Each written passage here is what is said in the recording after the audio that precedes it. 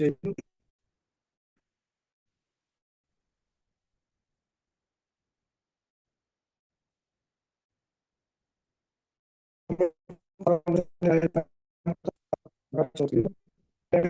നമുക്ക് ഒരുക്കിയ ഈ നല്ല സാഹചര്യം, ഈ നല്ല അവസരം അത് വളരെ വിലപ്പെട്ടതാണ്. ഇതിന്റെ ഉത്തരവാദിത്വം വഹിക്കുന്ന ബഹുമാനപ്പെട്ട ഡോക്ടർ എം പി സൈമൺ സാറിന്റെ എല്ലാ ഉദാഹരണമായിട്ട്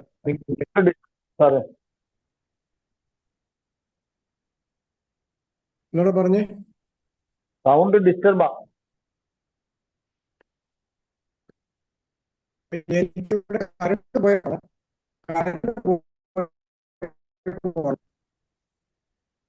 തിരിയുന്നില്ല സാറേ, തിരിയുന്നില്ല. സൗണ്ട് പൊട്ടിപ്പൊട്ടിയാണ് വരുന്നത്.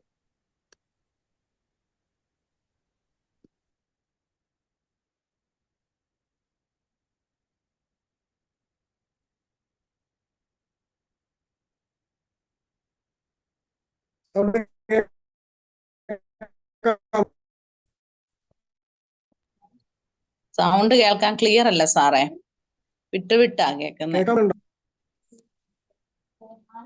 ഒരു പ്രശ്നം. വീഡിയോ ഓഫ് ആക്കിയാൽ ശരിയാവുമായിരിക്കും. വീഡിയോ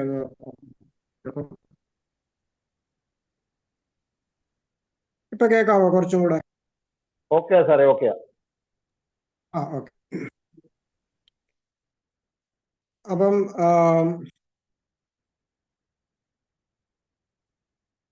ഈ ഒരു സെമിനാരിയിലൂടെ നമുക്ക് കർത്താവിന്റെ വചനം പഠിക്കുവാൻ കർത്താവ് നൽകിയ ഈ അവസരം വളരെ വിലപ്പെട്ടതാണ്. ഈ സെമസ്റ്ററിൽ നമുക്ക് ഇടയലേഖനങ്ങൾ അതിനെക്കുറിച്ചുള്ള ഒരു അവലോകനം, ഒരു വളരെ പെട്ടെന്നുള്ള ഒരു പഠനമായിരിക്കും. 5 6 ക്ലാസ്, 5 ദിവസത്തെ ക്ലാസ് കൊണ്ട് നമുക്ക് ഇത് അവസാനിപ്പിക്കേണ്ടതുണ്ട്. അതുകൊണ്ട് നമ്മൾ ഓർത്തിരിക്കുക, നമ്മൾ പഠിക്കുന്ന ഈ ഭാഗങ്ങൾ നമുക്ക് തുടർന്ന് പഠിക്കുവാനുള്ള ഒരു പ്രചോദനമാണ്. അപ്പം നമ്മളത് ആത്മാർത്ഥമായിട്ട് നിങ്ങൾ പിന്നീടാണെങ്കിലും അത് കൂടുതലായിട്ട് നിങ്ങൾ പഠിക്കുവാൻ തയ്യാറാവും. ഇടയലേഖനങ്ങൾ എന്താണെന്നും ഇടയലേഖനങ്ങളുടെ പ്രത്യേകതകൾ എന്താണെന്നും പൊതുവെയുള്ള ലേഖനങ്ങളെ കുറിച്ചുമൊക്കെ നമുക്ക് കഴിഞ്ഞ ക്ലാസ്സിൽ ചിന്തിക്കുവാൻ കഴിയും. ഈ ലേഖനങ്ങളുടെ പ്രത്യേകത സഭയെ സംബന്ധിക്കുന്ന ഏറ്റവും പ്രധാനപ്പെട്ട വിഷയങ്ങൾ കൈകാര്യം ചെയ്യുന്നു എന്നുള്ളതാണ്. പ്രത്യേകിച്ച് സഭാ ശുശ്രൂഷയോടുള്ള ബന്ധത്തിൽ ഒരു ശുശ്രൂഷകൻ എങ്ങനെയായിരിക്കണം എന്ന് പഠിപ്പിക്കുന്ന ലേഖനങ്ങളാണ് ഇടയലേഖനങ്ങൾ. അപ്പൊ സഭാജീവിതം, ശുശ്രൂഷ എന്നിവ കൂടാതെ സഭയുടെ ഗവേണിംഗ്, സഭയുടെ നടത്തിപ്പിന് വേണ്ടി ഭരണ സംവിധാനം, ഗവേർണൻസ്, സഭാ ഭരണ സംവിധാനം, അതിനെക്കുറിച്ച് ഉള്ള ആധികാരികവും പ്രാഥമികവുമായ വിവരങ്ങൾ നമുക്ക്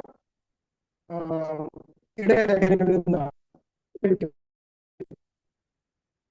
അപ്പോൾ ഇവിടെ നാം നേരത്തെ കണ്ടതുപോലെ സഭയാകുന്ന ദൈവമാണെങ്കിൽ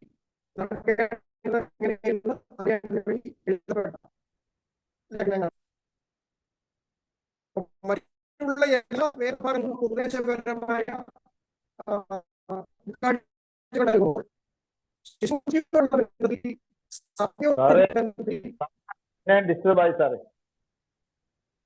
ആണോ? ക്ലിയർ ആവുന്നതേ ഇല്ല.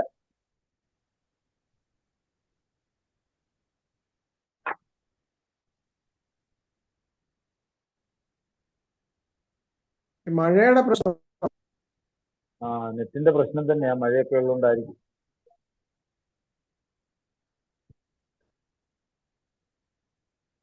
ഒരു മിനിറ്റ്, ഞാൻ വൈഫൈ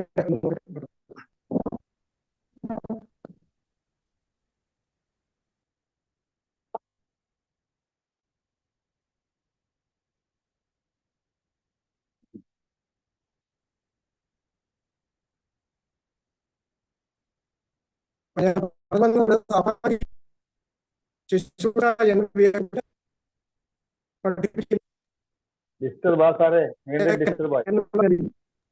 സാറേ വീണ്ടും പോയി.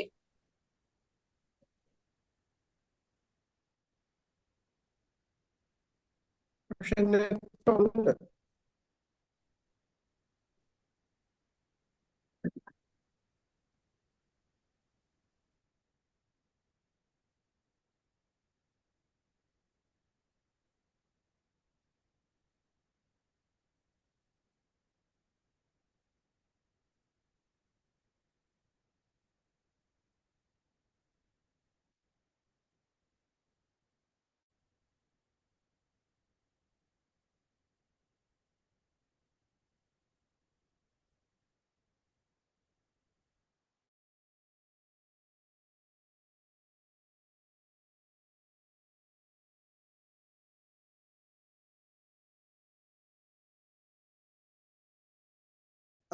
സഭയെ പ്രത്യേകിച്ചും എല്ലാ സഭാ വിഭാഗങ്ങളുടെയും ശുശ്രൂഷയും ഭരണ സംവിധാനവും ഈ പുസ്തകങ്ങളെ അടിസ്ഥാനമാക്കിയാണ്, ഈ ലേഖനങ്ങളെ അടിസ്ഥാനമാക്കിയാണ്.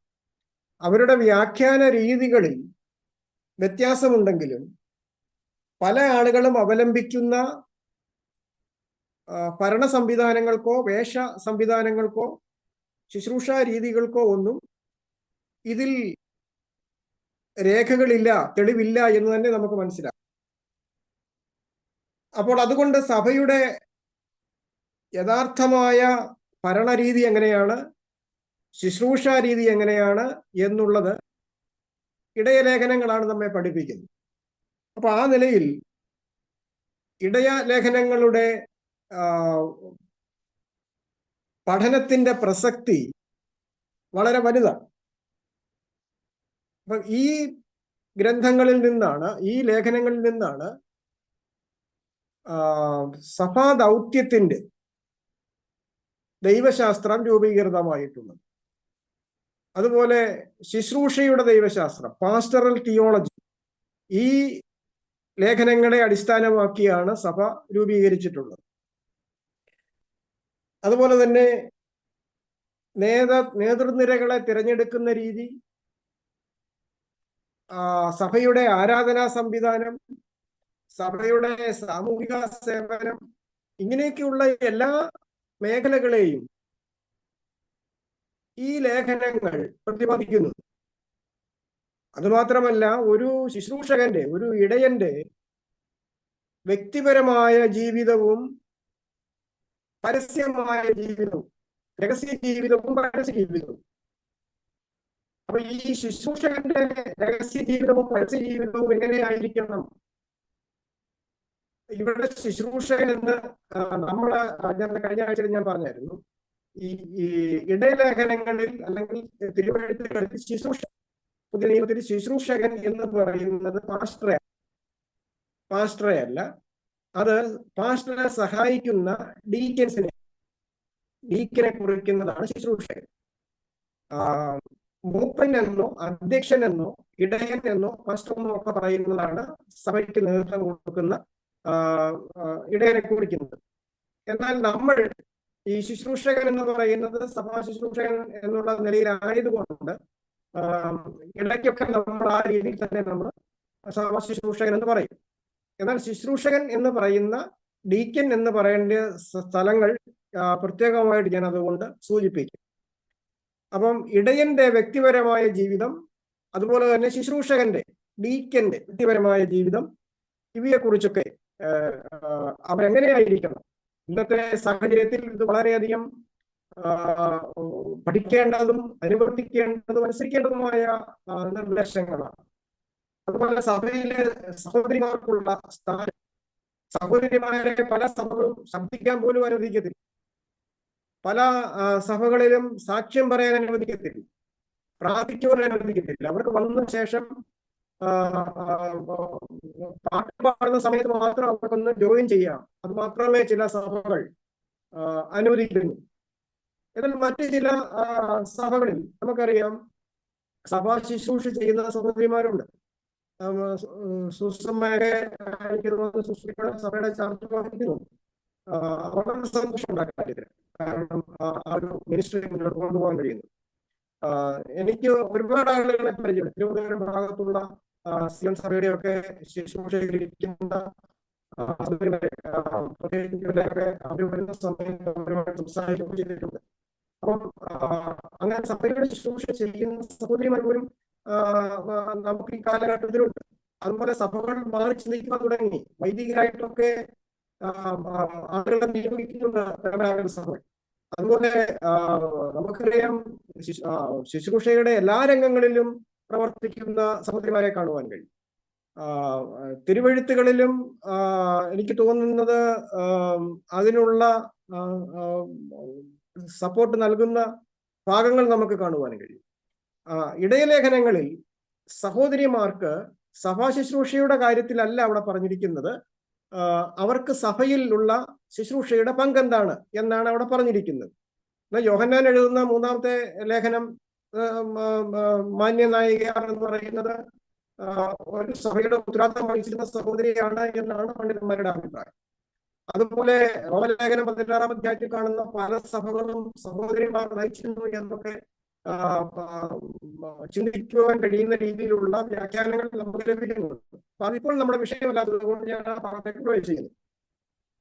അപ്പൊ സഹോദരിമാരെ സംബന്ധിച്ച് അവർക്കുള്ള ശുശ്രൂഷ എന്താണ്? പ്രത്യേകിച്ച് ഡീക്കനസ് ശുശ്രൂഷക്കാരുത്തികളായി നിയോഗിക്കപ്പെടുന്ന സഹോദരിമാരുണ്ടായിരുന്നു. ക്രെങ്കരയ സഭയുടെ ശുശ്രൂഷക്കാരുത്തിയായ ഫേബ എന്ന് പറയുന്നത് പോലെ ധാരാളം സഹോദരിമാരെ ശുശ്രൂഷക്കാരുത്തികളായി വേർതിരിച്ചിരുന്നു, വേർതിരിച്ചിരുന്നു, നിയോഗിച്ചിരുന്നു. അപ്പോൾ അവരുടെ ശുശ്രൂഷകൾ എന്തൊക്കെയാണ് എന്ന് ഇടയലേഖനങ്ങൾ പറയുന്നു. മറ്റൊന്ന്, ആ കാലഘട്ടത്തിൽ ഉണ്ടായിരുന്ന വിധവമാർ സഭയ്ക്ക് അവരെ സഹായിക്കേണ്ടിയിരുന്നു. പ്രത്യേകിച്ചും സഭാ പീഡനങ്ങളുടെ ഒക്കെ കാലഘട്ടമായിരുന്നുകൊണ്ട് ധാരാളം സഹോദരിമാർ വിധവകളായി മാറി. അപ്പം അങ്ങനെ വിശ്വാസത്തിൽ ഏകമായി തീർന്നിരിക്കുന്ന സഹോദരിമാരെ സഭയാണ് സംരക്ഷിച്ചത്. അപ്പൊ അവരുടെ അനുദിന ജീവിതത്തിന്റെ കാര്യങ്ങളൊക്കെ നോക്കണം. അപ്പൊ നമുക്ക് അപ്പോസ്തല പ്രവൃത്തി 6-ാം അധ്യായത്തിൽ കാണാം, ഈ എബ്രായ സ്ത്രീകളും യവനായ സ്ത്രീകളും അവരുടെ വിധവമാരെ അവഗണിക്കുന്നു എന്നുള്ള ഒരു പരാതി ഉയരുകയും അവരെ പ്രത്യേകമായി ശ്രദ്ധിക്കേണ്ടതിന് വേണ്ടി മേശമേലുള്ള ശുശ്രൂഷയ്ക്ക് വേണ്ടി ഡീക്കൻസിനെ തിരഞ്ഞെടുക്കുകയൊക്കെ ചെയ്യുന്നത് നമുക്ക് കാണാൻ കഴിയുന്നു. അപ്പോൾ സഭ പ്രത്യേകമായി പരിഗണിച്ചിരുന്ന ഒരു വിഭാഗമായിരുന്നു സഭകളിൽ ഉണ്ടായിരുന്ന വിധവമാർ. അതുപോലെ സഭയുടെ ധനശേഖരണം എങ്ങനെ കൈകാര്യം ചെയ്യണം, സ്തോത്ര കാഴ്ചയായാലും മറ്റ് വരവിനങ്ങളായാലും സഭയിൽ എങ്ങനെയാണ് കൈകാര്യം ചെയ്യേണ്ടത് എന്നും ഉള്ള സൂചനകൾ നമുക്ക് അപ്പോസ്തല പ്രവൃത്തികളിലും അതുപോലെ തന്നെ ഈ പുസ്തകത്തിലും നമുക്ക് സൂചനകളായി നമുക്ക് ലഭിക്കുന്നു. അതുപോലെ സത്യോപദേശത്തിന് വേണ്ടി നിലകൊള്ളേണ്ടതിന്റെ ആവശ്യകത, സത്യോപദേശത്തിന് വേണ്ടി നിലകൊള്ളുക, ദൈവവചനത്തിന്റെ നിർമ്മലമായ ഉപദേശങ്ങൾക്ക് വേണ്ടി നിലകൊള്ളുവാനാണ് ശക്തമായി പൗലോസ് തിമോത്തിയോസിനെയും തീത്തോസിനെയും ആഹ്വാനം ചെയ്യുന്നത്. അതുപോലെ തന്നെ തിരുവെഴുത്തുകൾ, ദൈവത്തിന്റെ തിരുവെഴുത്തുകൾ അന്ന് വേദപുസ്തകമായിട്ട് ഇതുപോലെ ക്രോഡീകരിക്കപ്പെട്ടിട്ടില്ല. പഴയ നിയമ ഗ്രന്ഥങ്ങളുള്ള സെപ്റ്റുവജന്റ് മാത്രമേ ആ കാലഘട്ടത്തിൽ ഉണ്ടായിരുന്നുള്ളൂ. ഗ്രീക്ക് പരിഭാഷയായിരിക്കണം അവർ ഉപയോഗിച്ചിരുന്നത്. എന്നാൽ കൂടുതൽ ഭാഗങ്ങളും ചുരുളുകളായിട്ട് സൂക്ഷിക്കുകയായിരുന്നു. അപ്പോൾ പഴയ നിയമത്തിന്റെ ഭാഗങ്ങളായാലും പുതിയ നിയമത്തിൽ അപ്പോസ്തലന്മാരും മറ്റും എഴുതിയ ലേഖനങ്ങൾ അവർ വായിക്കുവാൻ സഭകളിലൊക്കെ അവിടവിടങ്ങളായി സൂക്ഷിക്കുന്നുണ്ട്. അപ്പോൾ അതെല്ലാം തിരുവെഴുത്തുകളായിട്ടാണ്, അപ്പോസ്തലന്മാരുടെ എഴുത്തുകളെ തിരുവെഴുത്തുകളായിട്ടാണ് സഭ സൂക്ഷിച്ചിരുന്നത്. അതുകൊണ്ടാണ് പൗലോസിന്റെ രചനകൾ അല്പം കഠിനമുള്ളതാണെങ്കിലും ശേഷം തിരുവെഴുത്തുകളെ പോലെ ആധികാരികതയുള്ളതാണെന്ന് പത്രോസ് സാക്ഷിക്കുന്നുണ്ട്, പത്രോസിന്റെ ലേഖനം. അപ്പൊ പത്രോസിന്റെയും പൗലോസിന്റെയും രചനകളൊക്കെ ആദിമസഭ വളരെയധികം ആധികാരികതയുള്ളതായിട്ട് തന്നെ സ്വീകരിച്ചിരുന്നു. അത് പല സഭകളിലും വായിച്ചിരുന്നു. അവര് അത് പകർത്തി എഴുതുകയും സൂക്ഷിക്കുകയും ചെയ്തിരുന്നു എന്ന് നമുക്ക് കാണും. അപ്പം പഴയ നിയമ തിരുവെഴുത്തുകളെയും പുതിയ നിയമത്തിൽ അന്ന് ലഭ്യമാകുന്ന രചനകളെയും അതിന്റെ ആധികാരികതയെ ഊന്നി പറയുന്ന ഒരു പുസ്തകവും കൂടിയാണ്. പ്രത്യേകിച്ചും തിമോത്തിയോസിനോട് പറയുമ്പോൾ നിന്നെ രക്ഷയ്ക്ക് ജ്ഞാനിയാക്കുവാൻ മതിയായ തിരുവെഴുത്തുകളെ ബാല്യം മുതൽ നീ അറിയുന്നത് കൊണ്ട്. അപ്പൊ തിരുവെഴുത്തുകൾ പഴയ നിയമ തിരുവെഴുത്തുകളാണെങ്കിലും അവയെ രക്ഷയിലേക്കുള്ള ജ്ഞാനം നൽകുവാൻ മതിയായതാണ്. അത് ആധികാരികമാണ്. എന്നുള്ള കാര്യം നമുക്ക് കാണുവാൻ കഴിയും. അതുപോലെ കർത്താവായ യേശുവിനെ കുറിച്ചുള്ള ഉപദേശങ്ങൾ. അപ്പൊ ഈ കാര്യങ്ങളുടെ എല്ലാം ഒരു സമ്മിശ്രമായ ഉപദേശ രൂപമാണ് നമുക്ക് ഈ ഇടയലേഖനങ്ങളിലൂടെ ലഭിക്കുന്നത് എന്ന് നമുക്ക് കാണാം. അപ്പൊ അതുകൊണ്ട് സഭാശാസ്ത്രപരമായി, എക്ലീസിയോളജിക്കൽ സഭാശാസ്ത്രപരമായും പ്രാക്ടിക്കൽ ലൈഫിനോടുള്ള ബന്ധത്തിൽ, അപ്ലൈഡ് ലൈഫ് പ്രാക്ടിക്കൽ ലൈഫിനോടുള്ള ബന്ധത്തിലും ശുശ്രൂഷാ ജീവിതത്തോടുള്ള ബന്ധത്തിലും വളരെയധികം പ്രാധാന്യം അർഹിക്കുന്ന ലേഖനങ്ങളാണ് ഈ ലേഖനങ്ങൾ എന്ന് നമുക്ക് കാണുവാൻ കഴിയും. അടുത്തത് നമുക്ക് ഇനി ചിന്തിക്കുവാനുള്ള, പഠിക്കുവാനുള്ള ഭാഗം ഈ ലേഖനങ്ങളിൽ പ്രതിപാദിക്കുന്ന, ഈ ലേഖനങ്ങൾ കൈകാര്യം ചെയ്യുന്ന ചില ദുരുപദേശങ്ങൾ. അതായത് ഈ ലേഖനങ്ങളുടെ പ്രധാനപ്പെട്ട ഒരു ലക്ഷ്യം എന്ന് പറയുന്നത് ആ കാലഘട്ടത്തിൽ സഭയും അപ്പോസ്തലന്മാരും നേരിട്ടുകൊണ്ടിരുന്ന ദുരുപദേശങ്ങൾ. അത് ഫ്രം ദ ബിഗിനിങ്, ഒന്നാമത്തെ നൂറ്റാണ്ട് മുതൽ തന്നെ സഭയിൽ ദുരുപദേശ രൂപങ്ങൾ ഉണ്ടായിരുന്നു, ദുരുപദേശങ്ങൾ ഉണ്ടായിരുന്നു. ഇന്ന് കാണുന്നത് പോലെയുള്ള ദുരുപദേശങ്ങളായിരിക്കില്ല, പക്ഷെ അന്ന് സഭയെ വളരെ ശക്തമായി സ്വാധീനിച്ചിരുന്ന ദുരുപദേശങ്ങളും നമുക്കറിയാം. 2-ാം നൂറ്റാണ്ടിലും 3-ാം നൂറ്റാണ്ടിലും 4-ാം നൂറ്റാണ്ടിലും 2, 3, 4 നൂറ്റാണ്ടുകളിൽ സഭയെ സ്വാധീനിച്ചിരുന്ന ചില ദുരുപദേശങ്ങൾ. ആ ദുരുപദേശങ്ങൾ പലപ്പോഴും സഭയുടെ വ്യക്തിത്വത്തെയും ക്രിസ്ത്യാനിറ്റിയുടെ നിലനിൽപ്പിനെയും തന്നെ ചോദ്യം ചെയ്യുന്ന രീതിയിലുള്ളതായി. അപ്പൊ അങ്ങനെയുള്ള ദുരുപദേശങ്ങളിൽ നമുക്കറിയാം അരിയൂസിന്റെ ദുരുപദേശമുണ്ട്. അരിയൂസ് യേശുക്രിസ്തുവിന്റെ വ്യക്തിത്വത്തെ ചോദ്യം ചെയ്തു. യേശുക്രിസ്തു ദൈവമല്ല എന്ന് അദ്ദേഹം പഠിപ്പിച്ചു. അതുപോലെ സെബല്ലിനിസം എന്ന് പറയുന്ന ഒരു ഉപദേശം ഉണ്ടായിരുന്നു, സെബല്ലിസിന്റെ ഉപദേശം. അപ്പൊ അരിയൂസിന്റെ ഉപദേശമായിരുന്നു വളരെ ശക്തമായിട്ട് സഭയെ സ്വാധീനിച്ചത്. അദ്ദേഹം ഒരു മെത്രാനും കൂടെയായിരുന്നു. അരിയൂസ് എന്ന് പറയുന്നത് അദ്ദേഹം ഒരു മെത്രാനും കൂടെയായിരുന്നു. അപ്പൊ അതുകൊണ്ട് അദ്ദേഹം പഠിപ്പിച്ചത് യേശുക്രിസ്തു ദൈവപുത്രന്. അപ്പൊ ദൈവപുത്രനായതുകൊണ്ട് പിതാവിനോട് തുല്യനല്ല. അതാണ് അദ്ദേഹം വാദിച്ചത്. കാരണം ഒരിക്കലും പിതാവിനോട് തുല്യനല്ലല്ലോ പുത്രൻ. അപ്പൊ അദ്ദേഹം പറഞ്ഞു, പിതാവ് ഉണ്ടായിരിക്കുകയും പുത്രൻ ഇല്ലാതിരിക്കുകയും ചെയ്ത ഒരു കാലം ഉണ്ടായിരുന്നു. അതുകൊണ്ട് പിതാവ് ഒരിക്കലും നിത്യനല്ല. അപ്പൊ യേശുക്രിസ്തുവിന്റെ നിത്യത്വത്തെയും യേശുക്രിസ്തുവിന്റെ വ്യക്തിത്വത്തെയും ഒക്കെ ദോഷകരമായി ബാധിക്കുന്ന ഒരു ദുരുപദേശത്തിന്റെ വലിയൊരു പരമ്പരയുമായിട്ടാണ്, വ്യാഖ്യാനങ്ങളുമായിട്ടാണ് ഈ അരിയൂസ് സഭയെ സ്വാധീനിച്ചത്. അപ്പൊ അരിയൂസിന്റെ ഉപദേശം വളരെ ശക്തമായി കഴിഞ്ഞപ്പോഴാണ് നമ്മൾ ഇന്നറിയുന്ന നൈസിയ, തുർക്കിയിലുണ്ടായിരുന്ന നിക്യായിലെ ആദ്യത്തെ സുന്നഹദോസ് നടക്കുന്നത്. ആദ്യത്തെ സുന്നഹദോസ് അല്ലെങ്കിൽ ആദ്യത്തെ കൗൺസിൽ, ചർച്ച് കൗൺസിൽ, ജനറൽ കൗൺസിലായിട്ട് ആദ്യമായിട്ട് കൂടുന്നത് 325 നിക്യായിൽ വെച്ചാണ്. അപ്പൊ നിക്യായിൽ വെച്ച് ആ സുന്നഹദോസ് കൂടുവാനുണ്ടായിരുന്ന കാരണങ്ങളിൽ ഒന്ന് അരിയൂസിന്റെ ദുരുപദേശമായിരുന്നു. അവിടെ മറ്റു പല കാര്യങ്ങളും അവരെ നിശ്ചയിച്ചിട്ടുണ്ടായിരുന്നു. അപ്പോൾ ആ അരിയൂസിന്റെ വാദത്തിന്റെ എതിരായ അലക്സാണ്ട്രിയയിലെ അത്താനിയോസിസ് എന്ന് പറയുന്ന സഭാപിതാവ്, അത്താനാസിസിന്റെ ഒരു പ്രാരംഭമായിട്ടുള്ള ഒരു ഉപദേശം ഉണ്ടായിരുന്നു. അപ്പോസ്തോലിക വിശ്വാസ പ്രമാണം എന്ന് പറയുന്ന ഒരു ഉപദേശം അദ്ദേഹം രൂപീകരിച്ചിരുന്നു. അത് കുറച്ചും കൂടെ വിപുലമാക്കി, കുറച്ചും കൂടെ കറക്റ്റ് ചെയ്ത് നിക്യായിൽ ഒരു വിശ്വാസ പ്രമാണം അവതരിപ്പിച്ചു. അപ്പൊ നിക്യായിൽ അവതരിപ്പിച്ച വിശ്വാസ പ്രമാണമാണ് ഇന്ന് സഭകളിലൊക്കെ ചൊല്ലുന്ന നിക്യ വിശ്വാസ പ്രമാണം എന്ന് പറയുന്ന വിശ്വാസ പ്രമാണം. അത് നമ്മുടെ സഭകൾ അത് ഉപയോഗിക്കാറില്ല, പക്ഷെ നമ്മളുടെ സഭകൾ അതിലെ ദൈവശാസ്ത്രം സ്വീകരിക്കാറുണ്ട്. അത് ഉരുവിടുന്ന, വെറുതെ ആരാധനയിൽ ഉരുവിടുന്ന രീതി നാം സ്വീകരിക്കുന്നു. അപ്പൊ നിക്യ വിശ്വാസ പ്രമാണം അതുകൊണ്ട് തെറ്റാണ് എന്നുള്ളതല്ല, അത് ദൈവവചന പ്രകാരം, അപ്പോസ്തലിക ഉപദേശ പ്രകാരമുള്ള ആശയങ്ങളും ദൈവശാസ്ത്രവുമാണ് അതിൽ കൊടുത്തിരിക്കുന്നത്. അതാണ് പിതാവായി സർവശക്തനായി ആകാശത്തിന്റെയും ഭൂമിയുടെയും കാണപ്പെടുന്നവയും കാണപ്പെടാത്തവയുമായ സകലത്തിന്റെയും സൃഷ്ടാവായ സത്യ ഏക ദൈവത്തിൽ ഞങ്ങൾ വിശ്വസിക്കുന്നു. ദൈവത്തിന്റെ ഏകപുത്രനും സർവ്വലോകങ്ങൾക്ക് മുമ്പ് പിതാവിൽ ജനിച്ചവനും സൃഷ്ടിയല്ലാത്തവനും തത്വത്തിൽ പിതാവിനോട് ഏകത്വമുള്ളവനും. അങ്ങനെയുള്ള ഓരോ വാക്കുകളും വളരെയധികം ദൈവശാസ്ത്ര ചിന്തകളെ ഉണർത്തുന്നതും വളരെ ആഴമുള്ളതുമായ പഠനത്തിന് ഇടം നൽകുന്നതുമായ ഭാഗങ്ങളായിട്ട് നമുക്ക് കാണാം. അപ്പൊ അത് അന്ന് 4-ാം നൂറ്റാണ്ടിൽ 325 അത് രൂപീകരിച്ചു. എന്നാൽ അതിനു മുമ്പ് യെരുശലേം കൗൺസിൽ, അത് നമ്മൾ പഠിച്ചതാണ്. യെരുശലേം കൗൺസിൽ യെരുശലേമിൽ വെച്ച് അപ്പോസ്തലന്മാരുടെ സാന്നിധ്യത്തിൽ സഭയിലെ ഒരു ശക്തമായ ദുരുപദേശത്തെ അഡ്രസ്സ് ചെയ്യുന്നതിന് വേണ്ടിയാണ് അവര് കൂടിയത്. അതിന്റെ പ്രധാനപ്പെട്ട കാരണം യഹൂദ മതവാദികളായ പരിച്ഛേദനാവാദികളായ യഹൂദന്മാർ, അവർ ക്രിസ്ത്യാനികളാണ്. അപ്പൊ യഹൂദ ഭാഗത്തു നിന്നും ക്രിസ്ത്യാനികളായി തീർന്ന സഭാംഗങ്ങളായി തീർന്ന ആളുകൾ പരിച്ഛേദനാവാദികളായിരുന്നു. അവര് പഠിപ്പിച്ചത്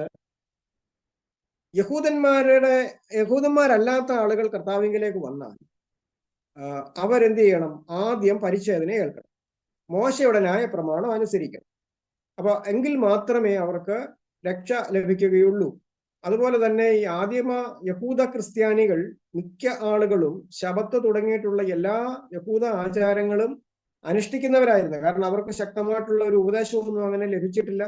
അതുകൊണ്ട് ഈ യഹൂദ മതത്തിന്റെ ആചാരങ്ങളിലാണ് അവർ ജീവിച്ചു വന്നത്. അപ്പോൾ അത് മറ്റുള്ളവരുടെ മേലും അടിച്ചേൽപ്പിക്കാൻ ശ്രമിച്ചപ്പോൾ അത് വലിയൊരു പ്രശ്നമായിട്ട് വന്നു. അന്ത്യോക്യയിലെ സഭയിലൊക്കെ വിജാതീയരായിരുന്നു കൂടുതലുണ്ടായത്. അപ്പോൾ അങ്ങനെ വന്നപ്പോൾ പത്രോസ് പോലും ആ ഒരു ഉപദേശത്തിന്റെ സ്വാധീനത്തിലായിരുന്നു, പരിച്ഛേദനവാദികളുടെ സ്വാധീനത്തിലായിരുന്നു. പത്രോസിനെ അതിൽ നിന്നൊക്കെ മാറ്റി നിർത്തുവാൻ വേണ്ടി ദൈവത്തിന്റെ പ്രത്യേകമായ ഭവനത്തിലൊക്കെ അയക്കുമ്പോൾ നമുക്കറിയാം, ദൈവത്തിന്റെ പ്രത്യേക ദർശനത്തോടു കൂടിയാണ് അവനെ ആ ജാതീയമായ ചിന്താഗതിയൊക്കെ മാറ്റി അവനെ അങ്ങോട്ട് കൊണ്ടുപോകുന്നു. അതിനുശേഷം പോലും അവിടെ അന്ത്യോക്യ സഭയിലൊക്കെ ചില പ്രശ്നങ്ങളൊക്കെ നടന്നു. ആ ഭാവങ്ങളൊക്കെ നമ്മൾ അപ്പോസ്തല പ്രവൃത്തി പഠിച്ചപ്പോൾ കുറച്ച് ചിന്തിച്ചതാണ്. അപ്പം ഈ ഒരു ദുരുപദേശത്തെ ശക്തമായിട്ട് യെരുശലേം കൗൺസിൽ ശാസിച്ചു. അതുകൊണ്ട് വിജാതീയർക്ക് ന്യായപ്രമാണം അനുസരിക്കേണ്ടതായിട്ടുള്ള ആവശ്യമില്ല, അവർ പരിച്ഛേദന ഏൽക്കേണ്ടതായ ആവശ്യമില്ല, അവർ ശബത്ത് ആചരിക്കേണ്ട ആവശ്യമില്ല. ഇതെല്ലാം യഹൂദന്മാരുടെ പഴയ കാലത്തെ കാര്യങ്ങളായിരുന്നു. അതുകൊണ്ട് അത് രക്ഷയ്ക്ക് ഉതകുന്നതല്ല എന്നുള്ള വസ്തുത അവർ എഴുതി ഉറപ്പിക്കുകയും അത് വിജാതീയ സഭകളിലെല്ലാം മക്കതോന്യയിലും ഏഷ്യ മൈനറിലും ഗലാത്യ പ്രദേശങ്ങളിലും ഒക്കെയുള്ള സഭകളിലെല്ലാം അവർ പ്രത്യേകമായിട്ട് അത് എഴുതി അറിയിക്കുന്നു. അതിനുവേണ്ടി പെട്ടെന്ന് പോയ കാര്യങ്ങളെല്ലാം ക്രമീകരിക്കുന്നത് നമ്മൾ കാണുന്നു.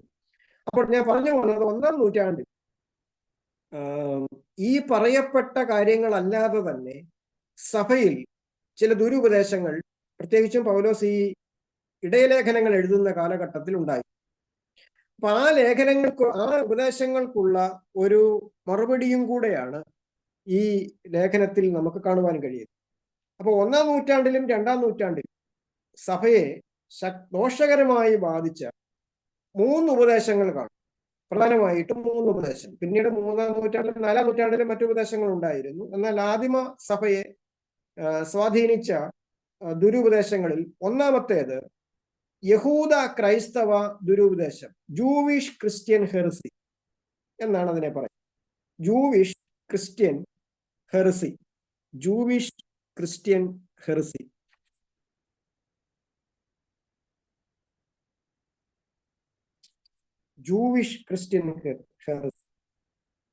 ഈ ദുരുപദേശം പാലസ്തീനിൽ ജൂവിഷ് ക്രിസ്ത്യൻ കഴിഞ്ഞെന്തോ സാറേ പറഞ്ഞത്? ഹെറസി ദുരുപദേശം, പാഷാണ്ടത്. ഹെറസി, HERESY,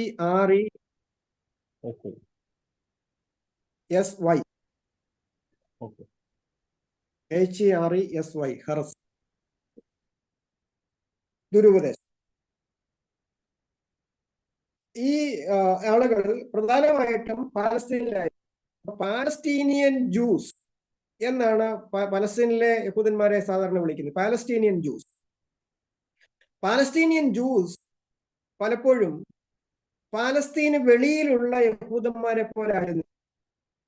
പാലസ്തീന് വെളിയിലുണ്ടായിരുന്ന യഹൂദന്മാർ ചിതറിപ്പാർക്കുന്ന യഹൂദന്മാരാണ്. അതാണ് നമ്മൾ ഈ പെന്തക്കോസ്ത് നാളിൽ പലയിടങ്ങളിൽ നിന്നും വന്നുള്ള യഹൂദന്മാരെ കുറിച്ച് നമ്മൾ കാണുന്നത്. പെന്തക്കോസ്ത് നാളിൽ വന്ന് അപ്പൊ പാലസ്തീനിയൻ ജ്യൂസ് ആണ് അപ്പോസ്തലന്മാരും അതുപോലെ യെരുശലേമിലെ സഭ, ഇതെല്ലാം പാലസ്തീനിയൻ ജ്യൂസ്. അപ്പൊ പാലസ്തീനിയൻ ജ്യൂസ് എന്ന് പറയുന്ന ആളുകൾ ന്യായപ്രമാണവാദികൾ, ന്യായപ്രമാണത്തെ ശക്തമായി ഒബ്സർവ് ചെയ്യുവാൻ നിഷ്ഠയോടുകൂടി ജീവിക്കുന്ന ആളുകളാണ് പാലസ്തീനിലെ യഹൂദന്മാർ. അപ്പൊ പാലസ്തീന് വെളിയിലുള്ള യഹൂദന്മാർ, സിറിയയുടെ മറ്റ് പ്രദേശങ്ങളിൽ താമസിക്കുന്ന ആളുകൾ, റോമിൽ താമസിക്കുന്ന ആളുകൾ, മാസഡോണിയൻ പ്രദേശങ്ങളിലും മെഡിറ്ററേനിയൻ തീരങ്ങളിലും ഒക്കെ താമസിക്കുന്ന യഹൂദന്മാർ, അല്ലെങ്കിൽ മറ്റ് ദേശങ്ങളിലേക്ക് ചിതറിപ്പോയിട്ടുള്ള യഹൂദന്മാർ. അത് എഴുപതിലെ ചെറിയ കാര്യമല്ല ഞാൻ പറയുന്നത്. എഴുപതിലെ മറ്റൊരു സംഭവം. അതായത് ബാബിലോൺ പ്രവാസത്തിന് ശേഷം മടങ്ങി വന്ന യഹൂദന്മാരിൽ പാലസ്തീനിയൻ ജ്യൂസ് ഒഴികെ ബാക്കി എല്ലാവരും യവന സംസ്കാരവുമായി ഇഴുകിച്ചേർന്നവരെ ഹെലനിസ്റ്റിക് ജ്യൂസ് എന്നാണ് പറയുന്നത്. ഹെല്ലനിസ്റ്റിക് ജ്യൂസ്, ഹെലനിസം എന്ന് പറഞ്ഞാൽ യവന ദർശനം. ഹെലന്റെ പേരിലാണ് അത് അറിയപ്പെടുന്നത്. ഹെലൻ എന്ന് പറയുന്ന ഒരു രാജ്ഞിയുടെ പേരിലാണ്, ഒരു രാജ്യമാണ്, ഒരു ദേവതയും. ഹെല്ലനിസ്റ്റിക് ആശയങ്ങൾ ഉണ്ടായിരുന്ന ആളുകളാണ് ഈ പാലസ്തീന് ഇടയിൽ ഉണ്ടായിരുന്ന. അങ്ങനെയുള്ള യഹൂദന്മാർക്ക് രണ്ട് പേരുകൾ, മിക്കവാറും യഹൂദന്മാർക്ക് രണ്ട് പേരുകൾ ഉണ്ടായിരുന്നു. രണ്ട് പേരുകൾ ഉണ്ടാകും. ഒന്ന് അവർക്ക് യഹൂദ നാമമായിരിക്കും, മറ്റൊന്ന് അവരുടെ ഗ്രീക്ക് നാമമായിരിക്കും. അപ്പൊ കർത്താവിന്റെ ശിഷ്യന്മാരിലും പലർക്കും നമുക്ക് അങ്ങനെ കാണാം. ഷീമോൻ എന്ന് പറയുന്നത് പത്രോസിന്റെ അല്ലെങ്കിൽ അദ്ദേഹത്തിന്റെ എബ്രായ നാമം. പക്ഷെ ഷീമോനെ നിന്നെ പത്രോസ് എന്ന് വിളിക്കും എന്നാണ് കർത്താവ് പറഞ്ഞത്. പത്രോസ് എന്നുള്ള പേര് ഗ്രീക്ക് നാമമാണ്. പെട്ര എന്ന് പറഞ്ഞാൽ പാറ എന്നുള്ള അർത്ഥത്തിൽ അവന് കർത്താവ് കൊടുത്ത പേരാണ് പത്രോസ്. പെട്ര എന്ന് പറഞ്ഞാൽ പാറ. അതുപോലെ തോമാസിനുള്ള പേരാണ് ദിദിമോസ് എന്ന പേരാണ് തോമാസ്. അങ്ങനെ പോൾ എന്ന് പറയുന്നത് താനെ വിജാതീയ ലോകത്തിൽ അല്ലെങ്കിൽ യവന ലോകത്തിൽ അറിയപ്പെടുന്ന പേരായിരുന്നു പൗലോസ് എന്നുള്ള പേര്. പക്ഷെ പൗലോസിന്റെ യഥാർത്ഥ എബ്രായ പേരെന്തായിരുന്നു? ഷൗൽ എന്ന് പേരുള്ള പൗലോസ്. അപ്പം ഈ മിക്ക സിറിയ പ്രദേശങ്ങളിൽ താമസിച്ചിരുന്ന മിക്ക യഹൂദന്മാർക്കും ഗ്രീക്ക് പേരും കൂടെ ഉണ്ടായിരുന്നു. ഫിലിപ്പോസിനെയൊക്കെ നമുക്കറിയാം. ഫിലിപ്പോസ് യവനായരെ കർത്താവിന്റെ അടുക്കിലേക്ക് കൊണ്ടിരുന്നത്. അപ്പൊ ഫിലിപ്പോസ് എന്നുള്ള പേര് തന്നെ എബ്രായ പേരാണ്, ഗ്രീക്ക് പേരാണ്. അപ്പൊ ശിഷ്യന്മാരുടെ കൂട്ടത്തിൽ യവന സംസ്കാരത്തോട് അല്പം ചേർന്ന് നിൽക്കുകയും ഗ്രീക്ക് പേരുള്ളതുമായ ഒരു വ്യക്തിയായിരുന്നു ഫിലിപ്പോസ്. അതുകൊണ്ട് ഫിലിപ്പോസ് അടുക്കാണ് ഗ്രീക്കുകാരായ യവനായന്മാർ വന്നപ്പോൾ കർത്താവിനെ കാണണമെന്ന് ഫിലിപ്പോസിനോടാണ്. അപ്പൊ ഫിലിപ്പോസ് അവരെ വിളിച്ചുകൊണ്ട് കർത്താവിന്റെ അടുക്കിലേക്ക് പോകും. കർത്താവ് അവരോട് പറഞ്ഞു, നിങ്ങൾ സത്യം പറയുകയും സത്യം നിങ്ങളെ സ്വതന്ത്രരാകുകയും ചെയ്യും എന്നൊക്കെ പറഞ്ഞ ഭാഗം നമുക്ക് അറിയാം. അപ്പോൾ ഇങ്ങനെ യഹൂദന്മാരുടെ കൂട്ടം യവന സംസ്കാരത്തോട് ഇഴുകിച്ചേർന്നിരുന്ന ഹെല്ലനിസ്റ്റിക് ജ്യൂസ്, അതുപോലെ ന്യായപ്രമാണവാദികളായിരുന്ന പാലസ്തീനിയൻ ജ്യൂസ് 1-ാം നൂറ്റാണ്ടിൽ ഉണ്ടായി. ഇതിൽ പാലസ്തീനിയൻ ജ്യൂസ് ആയിരുന്നു ഈ യഹൂദ ക്രൈസ്തവ ദുരുപദേശത്തിന്റെ വക്താക്കൾ, അല്ലെങ്കിൽ അവരാണ് ആ ഉപദേശം പഠിപ്പിച്ചത്. ഇവർക്ക് ഇടയലേഖനങ്ങളിൽ കാണുന്ന രീതിയിൽ ഇടയലേഖനങ്ങൾ പരിശോധിച്ച 3 രീതിയിലുള്ള ദുരുപദേശങ്ങൾ ഇവർക്ക് ഉണ്ടായിരുന്നു. 3 രീതിയിലുള്ള ദുരുപദേശങ്ങൾ ഉണ്ടായിരുന്നു.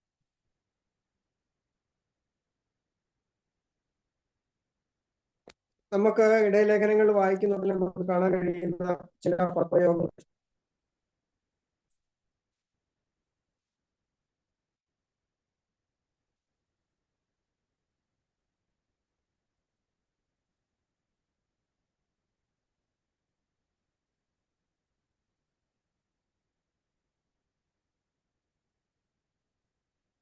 2 തിമോത്തിയോസ് 3-ാം അധ്യായത്തിന്റെ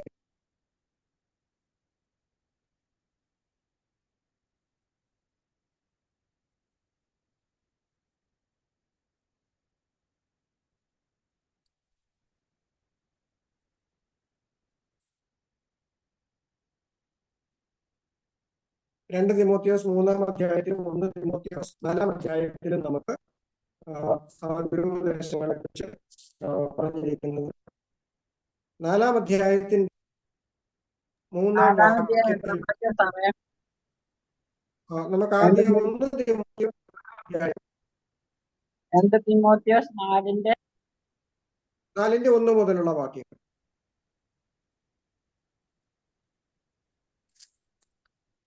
1 മുതൽ 4 വരെയുള്ള വാക്യങ്ങളാണ് ഞാനവിടെ വായിച്ചു കേൾപ്പിക്കാം. എന്നാൽ ഭാവി കാലത്ത് ചില വ്യാജാത്മാക്കളെയും ഭൂതങ്ങളുടെ ഉപദേശങ്ങളെയും ആശ്രയിച്ച് ഭോഷ്ക് പറയുന്നവരുടെ കപടത്താൽ വിശ്വാസം തിരിച്ചുവെന്ന് ആത്മാവ് തെളിവായി പറയുന്നു. അവർ സ്വന്തം മനസ്സാക്കി വെച്ചവരായി വിവാഹം വിലകും. സത്യത്തെ ഗ്രഹിച്ചിരിക്കുന്ന വിശ്വാസികൾ സ്തോത്രത്തോടെ അനുഭവിക്കാൻ ദൈവം സൃഷ്ടിച്ച ഭോജ്യങ്ങൾ വർജിക്കണം എന്ന് കൽപ്പിക്കുകയും ചെയ്യും. അപ്പോൾ ഇവിടെ ഒരു രീതിയിലുള്ള ദുരുപദേശ രൂപങ്ങളെ കാണുവാൻ അത് ഞാൻ പറയാം. രണ്ടാമത്തെ ഒരു കാര്യം, തിമോത്തിയോസിന്റെ 1-ാം ലേഖനം 1-ാം അധ്യായത്തിന്റെ 3 മുതലുള്ള വാക്യം. അവിടെ അന്യഥ ഉപദേശിക്കരുത്. വിശ്വാസം എന്ന ദൈവ വ്യവസ്ഥയ്ക്കല്ല. 1 തിമോത്തിയോസ് 1-ന്റെ 3-4 വാക്യങ്ങൾ. 3-ാമത്തെ വാക്യം അത് വായിച്ചാൽ 1-ന്റെ 3. അന്യഥ ഉപദേശിക്കരുതെന്നും വിശ്വാസം എന്ന ദൈവ വ്യവസ്ഥയ്ക്കല്ല, തർക്കങ്ങൾക്ക് മാത്രം ഉതകുന്ന കെട്ടുകഥകളെയും ഉണ്ടോ, കെട്ടുകഥകളെയും. അപ്പൊ മിഥോളജി, തർക്കങ്ങൾക്ക് മാത്രം ഉപകരിക്കുന്ന കെട്ടുകഥകൾ, മിഥോളജി, മിത്തുകൾ, മിഥോളജി, അന്തമില്ലാത്ത വംശാവലികളെയും, ജീനിയോളജീസ്, അന്തമില്ലാത്ത വംശാവലികളെയും ശ്രദ്ധിക്കരുതെന്നും ചിലരോട് ആജ്ഞാപിക്കേണ്ടതിന് നീ എഫെസോസിൽ താമസിക്കണം. അപ്പോൾ ഒന്നാമത്തെ യഹൂദന്മാരെ പഠിപ്പിച്ച ഒന്നാമത്തെ അവരുടെ സ്വാധീനം കൊണ്ട് സഭയിൽ ഉണ്ടായിരുന്ന ഒന്നാമത്തെ കാര്യം കെട്ടുകഥകളാണ്. മിഥോളജികൾ, കെട്ടുകഥകൾ, ഭാവനാസമ്പന്നമായ കഥകൾ. അപ്പൊ ദൂതന്മാരെ കുറിച്ചുള്ള കഥകള്, ദൈവത്തെ കുറിച്ചുള്ള കഥകള്, ദൈവത്തിന്റെ പ്രത്യക്ഷതകളെ കുറിച്ചുള്ള കഥകള്, അർത്ഥമില്ലാത്ത, അത് തന്നെയല്ല. ആ കഥകൾ എങ്ങനെയുള്ളതാണ്? അത് അന്യത ഉപദേശിക്കുന്നതാണ് എന്ന് പറഞ്ഞാൽ ഡിഫറെന്റ് ടീച്ചിങ്. അന്യത ഉപദേശിക്കുക എന്ന് പറഞ്ഞാൽ സ്ട്രേഞ്ച് ടീച്ചിങ് എന്നാണ് അതിന്റെ അർത്ഥം. സ്ട്രേഞ്ച് ടീച്ചിങ്, ഉപദേശമല്ല, മറിച്ച് വ്യത്യസ്തമായ ഉപദേശങ്ങൾക്ക് വിരുദ്ധമായ വ്യത്യസ്തമായ സ്ട്രേഞ്ച് ആയിട്ടുള്ള ഉപദേശം, അതാണ് അന്യത ഉപദേശിക്കുക. പിന്നെ വിശ്വാസം എന്ന ദൈവ വ്യവസ്ഥയ്ക്കല്ലാതെ വിശ്വാസം വർദ്ധിപ്പിക്കുവാൻ ഉതകാത്ത തർക്കങ്ങൾക്ക് മാത്രം ഉതകുന്ന കെട്ടുകഥ, മിഥോളജീസ്, വെറുതെ തർക്കിക്കുക എന്ന് മാത്രമേ ഉള്ളൂ. അങ്ങനെയുള്ള മിഥോളജി ആയിരുന്നു അവരുടെ ഒരു വിഷയം. രണ്ടാമത്തെ കാര്യം വംശാവലിയാണ്. അപ്പൊ യഹൂദന്മാർ ഈ വംശാവലിയിൽ ഇങ്ങനെ ശ്രദ്ധ കൊടുക്കുന്ന ആളുകളാണ്. അപ്പൊ ജീനിയോളജി വെച്ചുകൊണ്ട് അവര് കുടുംബത്തിന്റെ ശ്രേഷ്ഠതയാണെങ്കിലും അല്ലാത്ത വസ്തുതയാണെങ്കിലും കണ്ടുപിടിക്കും. അപ്പൊ യഹൂദന്മാരെ സംബന്ധിച്ച് അവരുടെ കുടുംബചരിത്രം പോലെ അവർ സൂക്ഷിക്കുന്ന ഒരു കാര്യമാണ് വംശാവലി. അപ്പോൾ അത് അന്തമില്ലാത്ത വംശാവലി. അപ്പം ഇത് പറഞ്ഞാലും തീരത്തില്ല. അപ്പൊ ഇതെല്ലാം ഈ സഭയിൽ അപ്പൊ ഇത് പറയാനില്ലാത്ത ആളുകളും ഉണ്ട്. അപ്പൊ ഈ വംശാവലി പറയാനില്ലാത്ത ആളുകളുണ്ട്, വംശാവലി പറയുന്ന ആളുകളുണ്ട്. അപ്പൊ അതുകൊണ്ട് അതൊരു വലിയ പ്രശ്നമായിട്ട് വന്നു. അപ്പൊ ഈ 2 കാര്യങ്ങളാണ്, 3 കാര്യങ്ങൾ. ഒരു കാര്യം കെട്ടുകഥകളാണ്, മിഥോളജിയാണ്. രണ്ടാമത്തേത് ജീനിയോളജിയാണ്, അല്ലെങ്കിൽ വംശാവലിയാണ്. മൂന്നാമത്തേത് മാജിക് അല്ലെങ്കിൽ ആഭിചാരം. അപ്പം ഈ കർത്താവിന്റെ കാലഘട്ടത്തിൽ, പൗലോസിന്റെ ശുശ്രൂഷ കാലഘട്ടത്തിൽ ആദിമ സഭയെ, 1-ാം നൂറ്റാണ്ടിലെ സഭയെ സ്വാധീനിച്ചിരുന്ന ഒരു പ്രത്യേകതരം കൾട്ടായിരുന്നു ആഭിചാരം ചെയ്യുന്ന. അപ്പൊ ഈ ആഭിചാരം ചെയ്യുന്ന ആളുകൾ ആരായിരുന്നു? അവർ വിജാതീയരല്ല, അവർ യഹൂദന്മാർ തന്നെ. അപ്പൊ യഹൂദന്മാരുടെ അഭിചാരക്രിയ യഹൂദ ക്രിസ്ത്യാനികളെയും സ്വാധീനിക്കും ഇടയായിട്ടുണ്ട്. അപ്പോസ്തലപ്രവൃത്തികൾ 8-ാം അധ്യായം നമുക്ക് ആഭിചാരക്കാരനായ ഒരു വ്യക്തിയെ കാണാം. 8-ാം അധ്യായത്തിലെ വ്യക്തിയെ നമുക്കറിയാമല്ലോ. ആഭിചാരക്കാരനായ ശീമോൻ.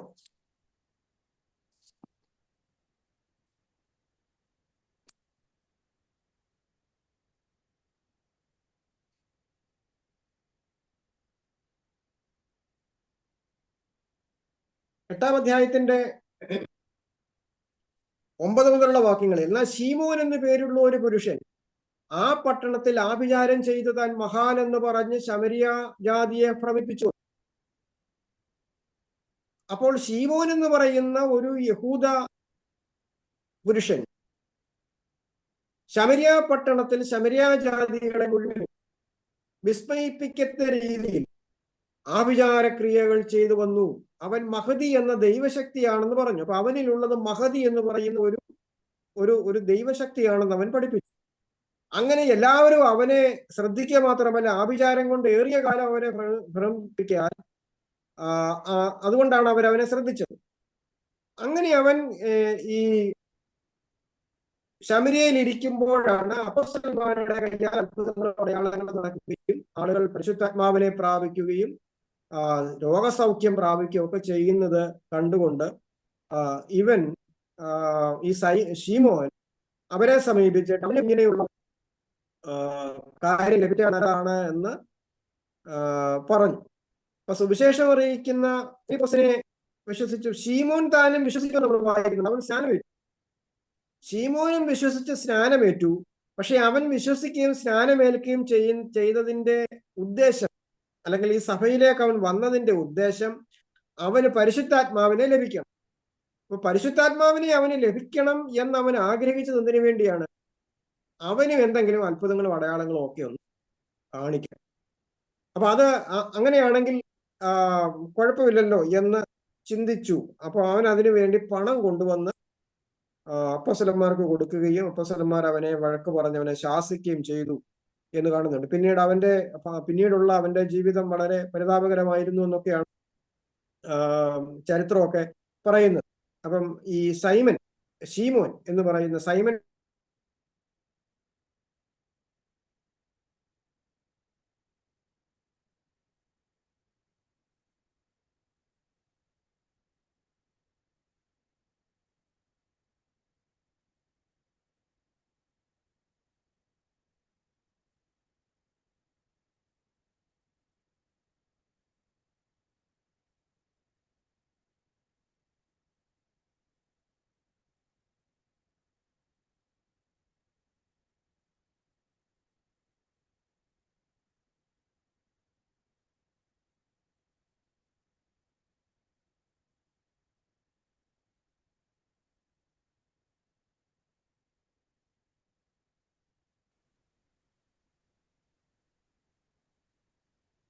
ഓക്കെ. അപ്പം ഈ സലമീസിൽ ചെന്ന് കഴിഞ്ഞപ്പോൾ സലമീസിൽ ചെന്ന് അവരുടെ പള്ളികളിൽ ദൈവവചനം പ്രസംഗിച്ചു. യോഹന്നാൻ അവർക്ക് വൃത്തിനായിട്ടുണ്ടായിരുന്നു. 6-ാമത്തെ വാക്യം, അവർ ദ്വീപിൽ കൂടി പാമ്പോസ് വരെ ചെന്നപ്പോൾ ബർയേശു എന്ന് പേരുള്ള യഹൂദനായി കള്ളപ്രവാചകനായ ഒരു വിദ്വാനെ കണ്ടോ? ബർയേശു എന്ന് പേരുള്ള യഹൂദൻ. അപ്പൊ ബർയേശു എന്ന് പേരുള്ള, യേശുവിന്റെ മകൻ എന്നാണ് അതിന്റെ അർത്ഥം, അവന്റെ പേരിന്റെ അർത്ഥം. അപ്പൊ അങ്ങനെ പേരുള്ള ഒരു യഹൂദനെ കണ്ടു. അവൻ കള്ളപ്രവാചകനും വിദ്വാനുമായിരുന്നു.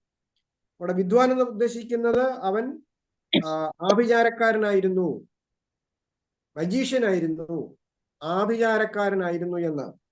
അപ്പൊ യഹൂദന്മാർ, അങ്ങനെയുള്ള ആളുകള് യഹൂദന്മാരുടെ ഇടയിൽ ആ കാലഘട്ടത്തിൽ ഉണ്ടായിരുന്നു. പിന്നീട് നമുക്ക് 19-ാം അധ്യായം, അപ്പോസ്തല പ്രവൃത്തികൾ 19-ാം അധ്യായത്തിന്റെ 14-ാമത്തെ വാക്യം, അവിടെ സ്കേവയുടെ പുത്രന്മാരെ കുറിച്ച് പറയുന്നുണ്ട്. സ്കേവയുടെ പുത്രന്മാരെ കുറിച്ച് അവിടെ കാണാം. അപ്പോസ്തല പ്രവൃത്തികൾ 19-ന്റെ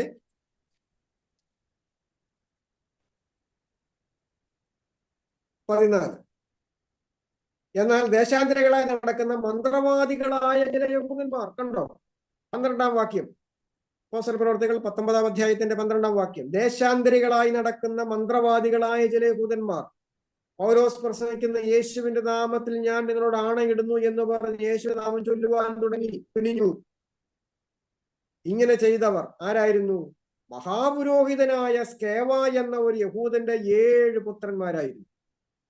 അപ്പോൾ ദൈവാലയത്തിൽ ശുശ്രൂഷിക്കുന്ന മഹാപുരോഹിതന്റെ മക്കള് പോലും എന്താണ് ചെയ്യുന്നത്? മന്ത്രവാദം, ആഭിചാരം. അപ്പം യഹൂദന്മാരുടെ ഇടയിൽ ഉണ്ടായിരുന്ന ഈ ഒരു കാര്യം, ഇത് യഹൂദന്മാർക്കും യഹൂദ ക്രിസ്ത്യാനികൾക്കും ഒരുപോലെ ബാധിച്ചിരുന്നു. പിന്നീട് തിമോത്തിയോസിന്റെ 2-ാം ലേഖനം 3-6 മുതൽ 8 വരെ, യന്നേസും യംബ്രേസും മോശയോട് എതിർത്ത് നിന്ന മന്ത്രവാദികളായിരുന്നു എന്ന് പറയുന്നു. അവരെതിർത്ത് നിന്നതുപോലെ എന്നാണ് അവിടെ പറഞ്ഞിരിക്കുന്നത്. അപ്പം അത് മോശയോട് എതിർത്ത് നിന്ന മന്ത്രവാദികളുടെ പേര് പുറപ്പാട് പുസ്തകത്തിൽ നമുക്ക് കാണുവാൻ കഴിയുന്നില്ല. എന്നാൽ ഇവിടെ യഹൂദന്മാരുടെ പാരമ്പര്യം അനുസരിച്ചുള്ള അറിവിന്റെ വെളിച്ചത്തിൽ പൗലോസ് പറയുകയാണ്, യന്നേസും യംബ്രേസുമാണ്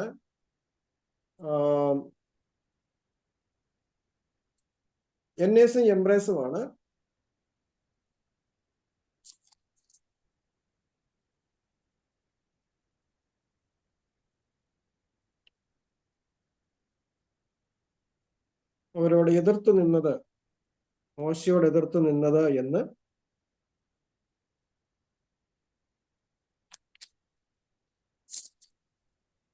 കണ്ടോ. 2 തിമോത്തിയോസ് 3-ന്റെ 6 വാക്യം മുതലാണ്, അതിന്റെ 8-ാമത്തെ വാക്യത്തിലാണ്. യന്നേസും യംബ്രോസും മോശയോട് എതിർത്ത് നിന്നതുപോലെ തന്നെ ഇവരും സത്യത്തോട് മറുത്തു നിൽക്കുന്നു. അപ്പൊ സത്യത്തോട് മറുത്തു നിൽക്കുന്ന ചില ആളുകളെ കുറിച്ച് അവിടെ പറഞ്ഞിട്ടുണ്ട്. പിന്നീട് നമ്മൾ നേരത്തെ വായിച്ച ഭാഗത്തും നമ്മൾ കണ്ടത് വിവാഹം വിലക്കുക, ഭക്ഷണം വിലക്കുക, പാനീയം വിലക്കുക. അതായത് ദൈവം സ്തോത്രത്തോടെ അനുഭവിക്കുവാൻ അനുവദിച്ചിട്ടുള്ള കാര്യങ്ങളെ അതിന് വിലക്ക് കൽപ്പിക്കുക. അപ്പൊ അത് കഴിക്കാൻ പാടില്ല, ഇത് കുടിക്കാൻ പാടില്ല, അല്ലെ അങ്ങനെ പോകാൻ പാടില്ല, ഇങ്ങനെ പോകാൻ പാടില്ല, വിവാഹം കഴിക്കാൻ പാടില്ല, ഇങ്ങനെയൊക്കെ പഠിപ്പിക്കുന്ന ആളുകളും ഉണ്ടായിരുന്നു. അപ്പൊ സിലബസി ഒക്കെ പഠിപ്പിക്കുന്ന ആളുകൾ ഉണ്ടായിരുന്നു. അപ്പൊ അതാണ് ഇവിടെ പറഞ്ഞിരിക്കുന്ന യഹൂദ ദുരുപദേശങ്ങൾ. അപ്പം ഇവിടെ നമ്മൾ നേരത്തെ കണ്ട അപ്പോസ്തല പ്രവൃത്തികളിൽ കണ്ട പരിച്ഛേദനവാദമല്ല, പരിച്ഛേദനവാദം ഒക്കെ വളരെ ശക്തമായിട്ട് എതിർക്കപ്പെടുകയും അതിനെതിരെ ലേഖനങ്ങൾ എഴുതുകയും പിന്നെ ഗലാത്യ ലേഖനമൊക്കെ ന്യായപ്രമാണത്തെയും പരിച്ഛേദനയെയും ഒക്കെ എന്താണെന്ന് വിശദീകരിച്ച് ദൈവത്തിന്റെ കൃപയും സ്വാതന്ത്ര്യവും എന്താണെന്നൊക്കെ പഠിപ്പിക്കുന്ന ലേഖനമാണ്. എന്നാൽ ഇവിടെ അതല്ലാതെ ഈ ലേഖനങ്ങളിൽ, പ്രത്യേകിച്ചും ഇടയലേഖനങ്ങളിൽ പൗലോസ് ഈ തിമോത്തിയോസിനെയും തീത്തോസിനെയും ഒക്കെ പരിശീലിപ്പിക്കുമ്പോൾ അവരോട് പരാമർശിക്കുന്ന ഉപദേശങ്ങളിൽ 1-ാമത്തെ ഉപദേശമാണ് യഹൂദ ക്രൈസ്തവരുടെ ദുരുപദേശം. അപ്പൊ മന്ത്രവാദികളായിട്ടുള്ള ആളുകൾ വന്നിട്ട് പല കാര്യങ്ങളും പഠിപ്പിക്കുന്നുണ്ട്. അങ്ങനെ ദേശാന്തരികളായിട്ട് നടക്കുന്ന മന്ത്രവാദികൾ യഹൂദന്മാരുടെ ഇടയിലുണ്ട്. അതുപോലെ സ്കേവയുടെ പുത്രന്മാർ, പുരോഹിതന്റെ പുത്രന്മാർ തന്നെ ഇങ്ങനെയുള്ള മന്ത്രവാദങ്ങൾ ചെയ്യുന്നവരുണ്ടായിരുന്നു. യന്നേസും യംബ്രേസിനെയും പോലെ സത്യത്തോട് മറുത്തു നിൽക്കുന്ന ആളുകളൊന്നുണ്ടായിരുന്നു. ആഭിചാരക്കാരനായ ശീമോനെ പോലെയുള്ള ആളുകൾ സഭയിലേക്ക് കടന്നു വന്നിരുന്നു. അപ്പോൾ ഇതെല്ലാം സഭയെ വളരെയധികം ബാധിച്ചിരുന്ന വിഷയങ്ങളാണ്. അതുപോലെ കെട്ടുകഥകൾ പറയുക. അപ്പൊ അതിന് ഈ ജീനിയോളജിയോ മിത്തോളജിയെ കുറിച്ച് നമുക്ക് ഒത്തിരി വിവരങ്ങൾ ലഭിക്കുന്നില്ല. അത് യഹൂദന്മാരുടെ പാരമ്പര്യങ്ങളാണ്. യഹൂദന്മാരുടെ പാരമ്പര്യ കഥകളും അതുപോലെ അതിലൂടെ രൂപപ്പെട്ടിട്ടുള്ള ചില വിശ്വാസങ്ങളും ഒക്കെയാണ്. ശരിയാണോ തെറ്റാണോ എന്നുള്ള കാര്യത്തെക്കുറിച്ച് ഞാൻ പറയുന്നില്ല. എങ്കിൽ ഞാനൊരു ഉദാഹരണം പറയാം. ഈ ബെസൈദ കുളം ഒരു ദൂതൻ ഇറങ്ങി കലക്കുമെന്നും ആ ദൂതൻ ഇറങ്ങി കലങ്ങുന്ന സമയത്ത് ആദ്യം ഇറങ്ങുന്ന ആൾ സൗഖ്യമാകുമെന്നുമാണ് ഒരു വിശ്വാസം. അത് ഇടക്കാലഘട്ടം കൊണ്ട് ഈ ബെത്സൈദ കുളവുമായിട്ട് ബന്ധപ്പെട്ട് ബെഥെസ്ദ കുളവുമായിട്ട് ബന്ധപ്പെട്ട് രൂപപ്പെട്ടു വന്ന ഒരു വിശ്വാസമാണ്. അപ്പം അത് പരീശന്മാര് രൂപീകരിച്ച പരീശന്മാരുടെ പാരമ്പര്യത്തിലാണ് അതുള്ളത്. കാരണം ഈ സദൂക്യര് ദൂതന്മാരിൽ വിശ്വസിക്കുന്നില്ല. അപ്പം അതുകൊണ്ട് പരീശപക്ഷത്തു നിന്ന് രൂപപ്പെട്ടു വന്ന ഒരു പരമ്പരാഗതമായ വിശ്വാസമാണ്. 38 വർഷമായിട്ട് അവിടെ കിടക്കുന്ന മനുഷ്യന് അവിടെ സൗഖ്യമാകുവാൻ കഴിഞ്ഞില്ല. അവിടെ ആരെങ്കിലും സൗഖ്യമാകുന്നുണ്ടോ എന്ന് പോലും നമുക്ക് ആ ഭാഗത്തൊന്നും മനസ്സിലാവുന്നില്ല. വെള്ളം കലങ്ങുമ്പോൾ കുറെ ആളുകൾ എടുത്തു ചാടുന്നു. ആരെങ്കിലും സൗഖ്യമായോ നമുക്കറിയില്ല. അവർ സൗഖ്യമാകാതെ വീണ്ടും കയറി വരും. അപ്പൊ അങ്ങനെ പോലും ഇറങ്ങുവാൻ കഴിയാതിരുന്ന ഒരു തളർവാദ രോഗിയാണ് കർത്താവ് കാണുന്നത്. അപ്പൊ അവരുടെ കെട്ടുകഥകൾക്കും അവരുടെ വിശ്വാസങ്ങൾക്കും അപ്പുറമായിട്ട് കർത്താവ് അവനോട് ചോദിച്ചു, നിനക്ക് സൗഖ്യമാകാൻ മനസ്സുണ്ടോ? നിനക്ക് ഈ കുളത്തിലിറങ്ങുക എന്നുള്ളതല്ല, നിനക്ക് സൗഖ്യമാകുക എന്നുള്ളതാണ് പ്രാധാന്യം. അതുകൊണ്ട് നിനക്ക് അതിന് മനസ്സുണ്ടെങ്കിൽ നീ എഴുന്നേറ്റ് നടക്കുക എന്ന് പറഞ്ഞ് നിന്റെ കിടക്കിയെടുത്ത് വീട്ടിലേക്ക് പോവുക എന്ന് പറയുന്ന ആ ഒരു ഭാഗം നമുക്ക് കാണാൻ കഴിയും. അപ്പൊ അങ്ങനെയുള്ള ഒരു വിശ്വാസത്തെ നമുക്ക് കാണുവാൻ കഴിയും. പിന്നെ ദൂതന്മാരെ കുറിച്ചുള്ള വിശ്വാസം, ഇപ്പം നമുക്കറിയാം, ഒരു ദൂതനെ ഒരാൾക്ക് ദൈവം കൽപ്പിച്ചാക്കിയിട്ടുണ്ട് എന്നുള്ളത്. പത്രോസിന്റെ ദൂതനാകുന്നു, കർത്താവിന്റെ ദൂതനാകുന്നു എന്ന് പറയുന്ന ഭാഗമൊക്കെ നമുക്കറിയാം. അപ്പൊ ഇതെല്ലാം വേദപുസ്തക സംബന്ധമായിട്ടുള്ളതല്ലാതെ തന്നെ അതിൽ നിന്നും ഇച്ചിരി അകന്നു നിൽക്കുന്ന ചില പാരമ്പര്യങ്ങളിൽ നിന്നും യഹൂദന്മാരെ സ്വാധീനിച്ചിട്ടുള്ള വിശ്വാസങ്ങളാണ്. അതുപോലെ ജീനിയോളജി കുറിച്ചുള്ള കാര്യങ്ങൾ. അപ്പൊ ഇതായിരുന്നു യഹൂദന്മാരെ പഠിപ്പിച്ചിരുന്നത്. അപ്പൊ ഇത് സഭയെ സ്വാധീനിച്ചത് കൊണ്ട് സത്യത്തോട് എതിർത്ത് നിൽക്കുകയും വിശ്വാസം മറിച്ചു കളയുകയും ചെയ്യുന്ന രീതി ഉണ്ടായിരുന്നു. അതായിരുന്നു ഇതിന്റെ പ്രശ്നം എന്ന് പറയുന്നത്. ഇത് സത്യസന്ധമായ ഉപദേശങ്ങളിൽ നിന്നും വിശ്വാസികളെ വലിച്ചുകൊണ്ടുപോവുകയും അവരെ അസത്യങ്ങളിലേക്ക് വലിച്ചു കൊണ്ടുപോവുകയും ചെയ്യുന്ന ഒരു രീതിയായിരുന്നു ഉണ്ടായിരുന്നത്. അതായിരുന്നു ഒന്നാമത്തെ ദുരുപദേശം എന്ന് പറയുന്നത്. രണ്ടാമത്തെ ദുരുപദേശം എന്ന് പറയുന്നത് 1-ാം നൂറ്റാണ്ടിലും 2-ാം നൂറ്റാണ്ടിലും ഒക്കെ ശക്തമായിട്ട് സഭയെ സ്വാധീനിച്ചിരുന്ന ഒരു കാര്യമാണ് ജ്ഞാനവാദം. ഇത് എനിക്ക് തോന്നുന്നു നേരത്തെ നമ്മൾ പഠിച്ച കൂട്ടത്തിലൊക്കെ പഠിച്ചിട്ടുണ്ടെന്ന് തോന്നുന്നു. നോസ്റ്റിക് ഹെർസി എന്നാണ് പറയുന്നത്. GNOSTIC, നോസ്റ്റിക്, GNOSTIC, ജ്ഞാനവാദം അല്ലെങ്കിൽ ജ്ഞാനമതം എന്നാണ് അതിനെ പറയുന്നത്. ജ്ഞാനവാദം ഇത് ഒരു യഹൂദ ഫിലോസഫിയാണ്. ഒരു ഗ്രീക്ക് ഫിലോസഫിയാണ്. സാറേ സ്പെല്ലിംഗ് ഒന്നുകൂടെ പറയാമോ?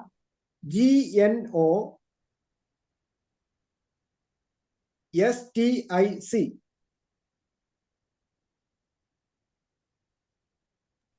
Okay sir. GNOSTIC, nose stick heresy, HERESY, heresy. അപ്പൊ ഇത് യഥാർത്ഥത്തിൽ ഗ്രീക്ക് ഫിലോസഫിയുടെ സ്വാധീനം 1-ാം നൂറ്റാണ്ടിന് ശേഷമുള്ള ഫിലോയുടെ വാദങ്ങള്, അതിനുശേഷം വന്നിട്ടുള്ള പല തത്വചിന്തകന്മാരുടെയും ആശയങ്ങള്, ഈ ആശയങ്ങളോട് ബന്ധപ്പെട്ടിട്ടാണ് യഥാർത്ഥത്തിൽ ക്രിസ്തീയ വിശ്വാസത്തെ വ്യാഖ്യാനിക്കുവാൻ തുടങ്ങിയത്. അപ്പം അതിനൊരു വലിയ പ്രശ്നമുണ്ടായിരുന്നു. ഗ്രീക്ക് ഫിലോസഫിയുമായിട്ട് ബന്ധമുള്ള ആശയങ്ങൾ ക്രിസ്ത്യൻ തിയോളജിയിലേക്ക് അത് മുഖാന്തരം വ്യാപിച്ചിട്ടുണ്ട്. എന്നാൽ ആ കാര്യങ്ങളുടെ ഒരു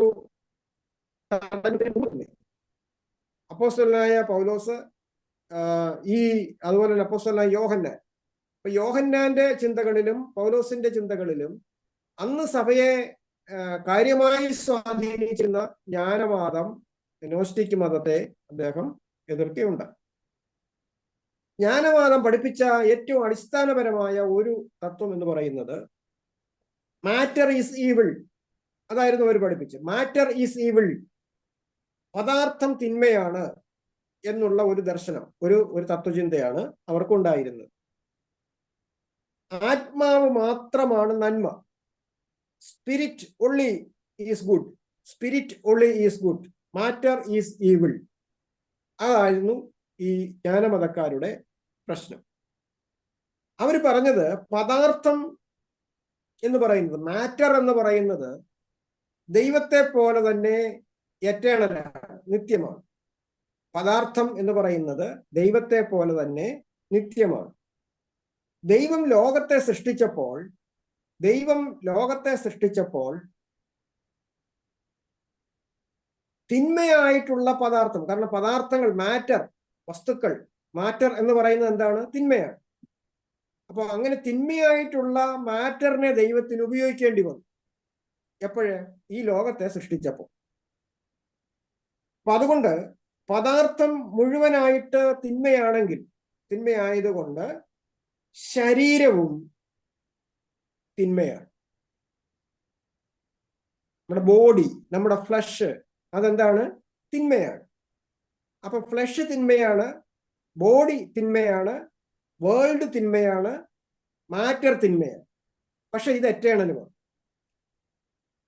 അപ്പൊ അവിടെയുള്ള പ്രശ്നം എന്താണെന്ന് ചോദിച്ചാൽ, തിന്മയായ ബോഡിയാണ് നമുക്കുള്ളത് എന്നതുകൊണ്ട് അതിനൊരു പുനരുത്ഥാനം ഉണ്ടാകത്തില്ല എന്നവർ പഠിപ്പിച്ചു. പുനരുത്ഥാനമില്ല എന്ന് പറയുന്നവർ, അല്ലെ, അങ്ങനെ നമ്മൾ വായിക്കുന്നുണ്ട്. അപ്പൊ അത് സദൂക്യരുടെ കൂട്ടത്തിലുള്ളവരാണ്. സദൂസീസ് കൂടുതലും ഈ ജ്ഞാനവാദവുമായിട്ട് ബന്ധമുള്ള ആളുകളാണ് എന്നൊക്കെ നമുക്ക് കാണുവാൻ കഴിയും. അപ്പം പുനരുത്ഥാനമില്ല, അതായിരുന്നു കാരണം. ഈ ബോഡി ഈസ് ഈവിൾ, അതുകൊണ്ട് പുനരുത്ഥാനമില്ല എന്ന് പഠിപ്പിച്ചു. ഇത് ഒരു തരത്തിലുള്ള ഇന്റലക്ച്വലിസം ആയിരുന്നു, ധിഷണാവാദം, യുക്തിവാദം എന്ന് വേണമെങ്കിൽ പറയാം. അപ്പൊ ഫിലോസഫിക്കലായിട്ടുള്ള ഇന്റലക്ച്വലിസം ആയിരുന്നു ഈ ജ്ഞാനമതം എന്ന് പറയുന്നത്. അതുപോലെ തന്നെ ഈ ജ്ഞാനവാദത്തിന്റെ മറ്റൊരു പ്രത്യേകതയാണ്, അവര് ഇൻകാർണേഷനെ, ക്രിസ്ത്യാനിറ്റി പഠിപ്പിക്കുന്ന ക്രിസ്തുവിന്റെ ഇൻകാർണേഷനെ നിഷേധിച്ചു. കാരണം ദൈവത്തിനൊരിക്കലും, സ്പിരിറ്റായ ദൈവത്തിനൊരിക്കലും ഈ ഈവിളായ ജഡത്തിലേക്ക് പിറക്കുവാൻ കഴിയത്തില്ല. അപ്പൊ അങ്ങനെ വന്നപ്പോൾ അവര് യേശു ക്രിസ്തുവിന്റെ ജഡാവതാരത്തെ എന്ത് ചെയ്തു? നിഷേധിച്ചു. അപ്പൊ യേശു ക്രിസ്തുവിന്റെ ജഡാവതാരത്തെ നിഷേധിച്ചു, പദാർത്ഥം തിന്മയാണെന്ന് അവർ പറഞ്ഞു, അതുപോലെ പുനരുത്ഥാനമില്ല എന്ന് പഠിപ്പിച്ചു. അപ്പൊ ഇതൊരു തരത്തിലുള്ള യുക്തിവാദപരമായ കാര്യങ്ങളായിരുന്നു. അപ്പം ഇതിന്റെ സ്വാധീനം 1-ാം നൂറ്റാണ്ട് മുതൽ തന്നെയുണ്ട്. യോഹന്നാൻ എഴുതുന്നുണ്ടല്ലോ, യേശു ക്രിസ്തു ജഡത്തിൽ വെളിപ്പെട്ടിട്ടില്ല എന്ന് പറയുന്നവനല്ലാതെ ആരാകുന്നു കള്ളൻ, അല്ലേ? ഇപ്പോഴും കള്ളപ്രവാചകന്മാർ എഴുന്നേറ്റിരിക്കുന്നു, സഭയെ മുടിക്കുന്നതിന് വേണ്ടി വന്നിരിക്കുന്നു എന്നൊക്കെ പറയുന്ന ആ ഭാഗത്ത് യോഹന്നാന്റെ ലേഖനം നാം വായിക്കുമ്പോൾ ഈ ജ്ഞാനവാദത്തിനെതിരെയുള്ള മറുപടി പോലെയാണ് പറയുന്നത്. ഇനി യോഹന്നാൻ സുവിശേഷം എഴുതിയപ്പോഴോ, ആദിയിൽ വചനം ഉണ്ടായിരുന്നു, വചനം ദൈവമായിരുന്നു, അല്ലേ? അവൻ ദൈവത്തോട് കൂടെ ആയിരുന്നു, വചനം ദൈവമായിരുന്നു. അതിനുശേഷം കൃപയും സത്യവും നിറഞ്ഞവനായി അവൻ നമ്മുടെ ഇടയിൽ പാർത്തു. കണ്ടോ? അപ്പൊ യേശു ക്രിസ്തു ജഡത്തിൽ വെളിപ്പെട്ടതിനെ അവരുടെ ഭാഷയിൽ തന്നെ മറുപടി പറഞ്ഞ് ആ ജ്ഞാനവാദത്തെ എതിർക്കുന്നതായിട്ട് നമുക്ക് കാണാം. അപ്പൊ ഈ ജ്ഞാനവാദത്തിന്റെ പല കാര്യങ്ങൾക്കുമുള്ള ഉത്തരം അല്ലെങ്കിൽ മറുപടി നമുക്ക് ഈ ലേഖനത്തിൽ കാണുവാൻ കഴിയുന്നു. അപ്പൊ ജ്ഞാനവാദത്തിന്റെ അടിസ്ഥാനപരമായ ആശയങ്ങൾ ക്രിസ്ത്യാനിറ്റിയെ ബാധിച്ചു. അത് ദുരുപദേശപരമായിട്ടുള്ള കാര്യങ്ങളായിരുന്നു. ഇടയലേഖനങ്ങളിൽ പറയുന്ന ദുരുപദേശങ്ങളിൽ കൂടുതൽ കാര്യങ്ങളും ഈ ജ്ഞാനവാദവുമായി ബന്ധപ്പെട്ടതായിരുന്നു. അത് സഭാന്തരീക്ഷത്തെ മലിനമാക്കുവാൻ തക്ക രീതിയിൽ സഭാജനങ്ങളെ സ്വാധീനിച്ചിരുന്നതായിട്ട് നമുക്ക് കാണാം. മൂന്നാമത്തെ അതാണ് മാർസിയോണിസം. അത് നമുക്ക് ബ്രേക്കിന് ശേഷം പഠിക്കാം. മാർസിയോണിസത്തെ കുറിച്ച് 2-ാം നൂറ്റാണ്ടിലാണ് അതിന്റെ പ്രശ്നം ഉണ്ടാകുന്നത്. എങ്കിലും നമുക്ക് അതും കൂടെ ചുരുക്കമായിട്ട് പഠിക്കാം. ഒരു 5 മിനിറ്റ് ബ്രേക്ക് തരാം. അതിനുശേഷം എല്ലാവരും ജോയിൻ ചെയ്യാം.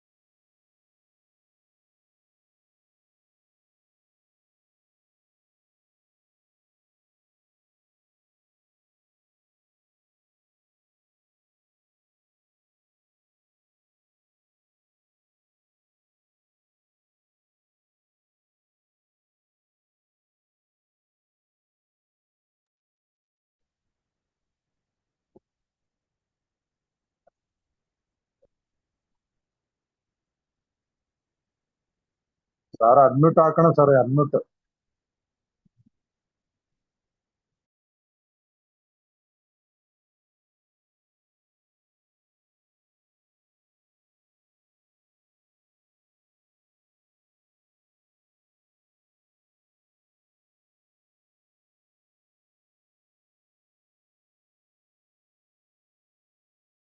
വന്നോ എല്ലാരും? ആദിമസഭയെ സ്വാധീനിച്ച മറ്റൊരു വാദമായിരുന്നു മാർസിയോണിസം.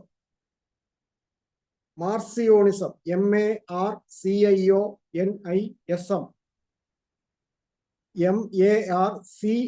MARCIONISM, Marcionism. മാർസിയോണിസം ഒരു ദ്വൈതവാദമാണ്, ഡുവലിസമാണ്. ഡുവലിസം, സാറേ അതിന്റെ മലയാളം എന്തോ സാറേ? മലയാളം ദ്വൈതം, ദ്വൈതം അല്ലെങ്കിൽ ദ്വന്ദ്വവാദം, ഇരട്ട സ്വഭാവവാദം എന്ന് വേണമെങ്കിൽ പറയാം.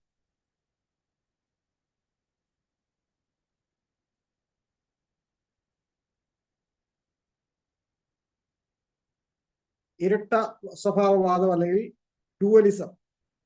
ഈ ഡുവലിസത്തിന്റെ പല കാര്യങ്ങളും നമുക്ക് നോസ്റ്റിസിസത്തിൽ അല്ലെങ്കിൽ നമ്മൾ നേരത്തെ കണ്ട ജ്ഞാനവാദത്തിലും ഉണ്ട്.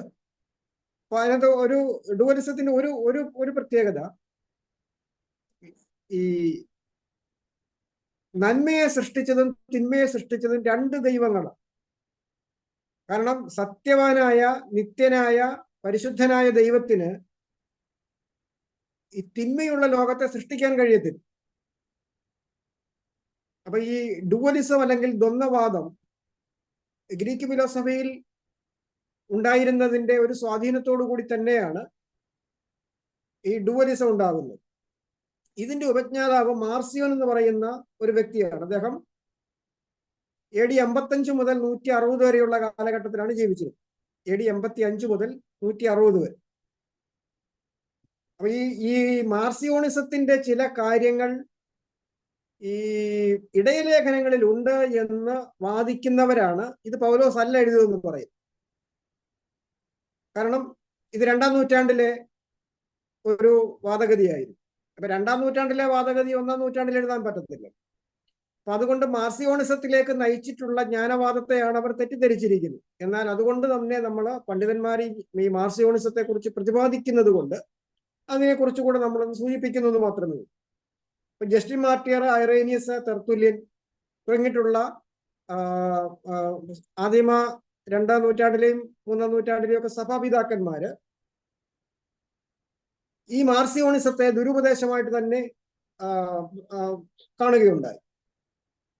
അത് മാത്രമല്ല, ഇദ്ദേഹം സഭയെ പഠിപ്പിച്ചിരുന്ന ഒരു വ്യക്തിയാണ്. സഭയിലെ ഒരു പ്രധാനിയായിരുന്നു. അദ്ദേഹത്തെ സഭയിൽ നിന്നും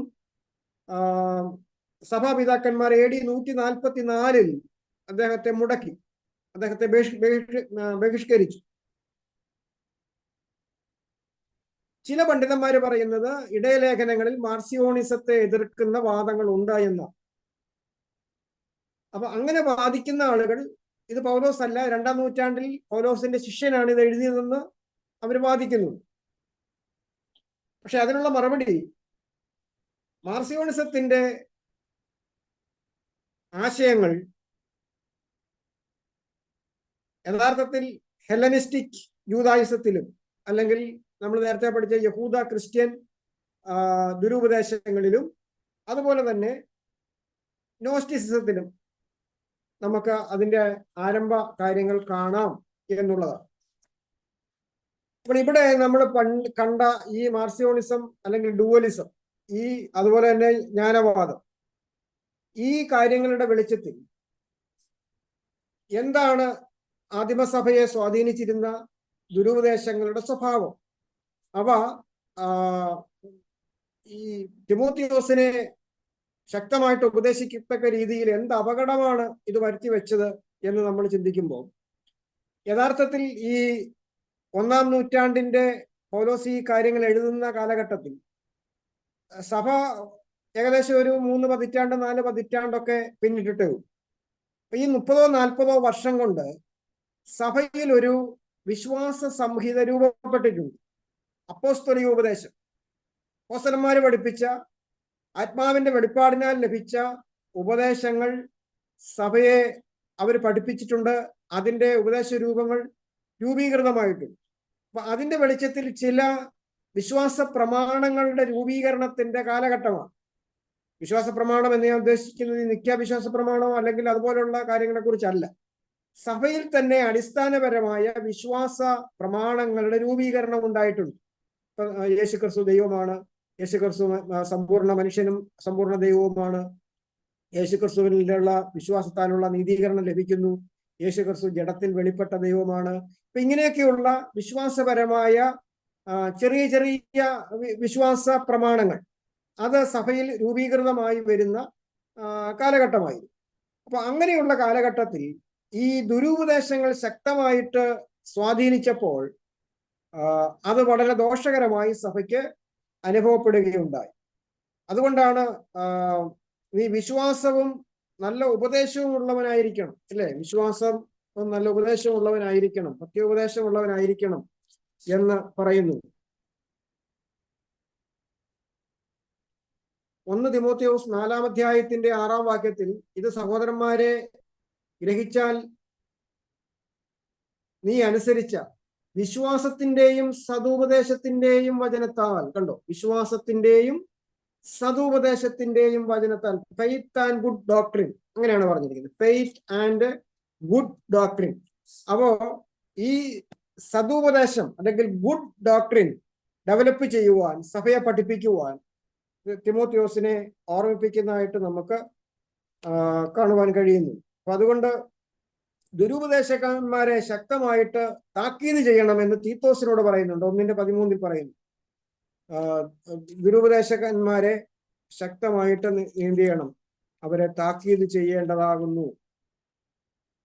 അതിനെക്കുറിച്ച് പറയുന്നത്, അത് നിമിത്തം അവർ വിശ്വാസത്തിൽ ആരോഗ്യമുള്ളവരായി തീരേണ്ടതിനും യഹൂദ കഥകളെയും സത്യം വിട്ടറിയുന്ന മനുഷ്യരുടെ കൽപ്പനകളെ ശ്രദ്ധിക്കാതിരിക്കേണ്ടതിനെയും അവരെ കഠിനമായി ശാസിക്കാം. അപ്പം അസത്യവാദികളായ വിദ്വാൻമാരെ,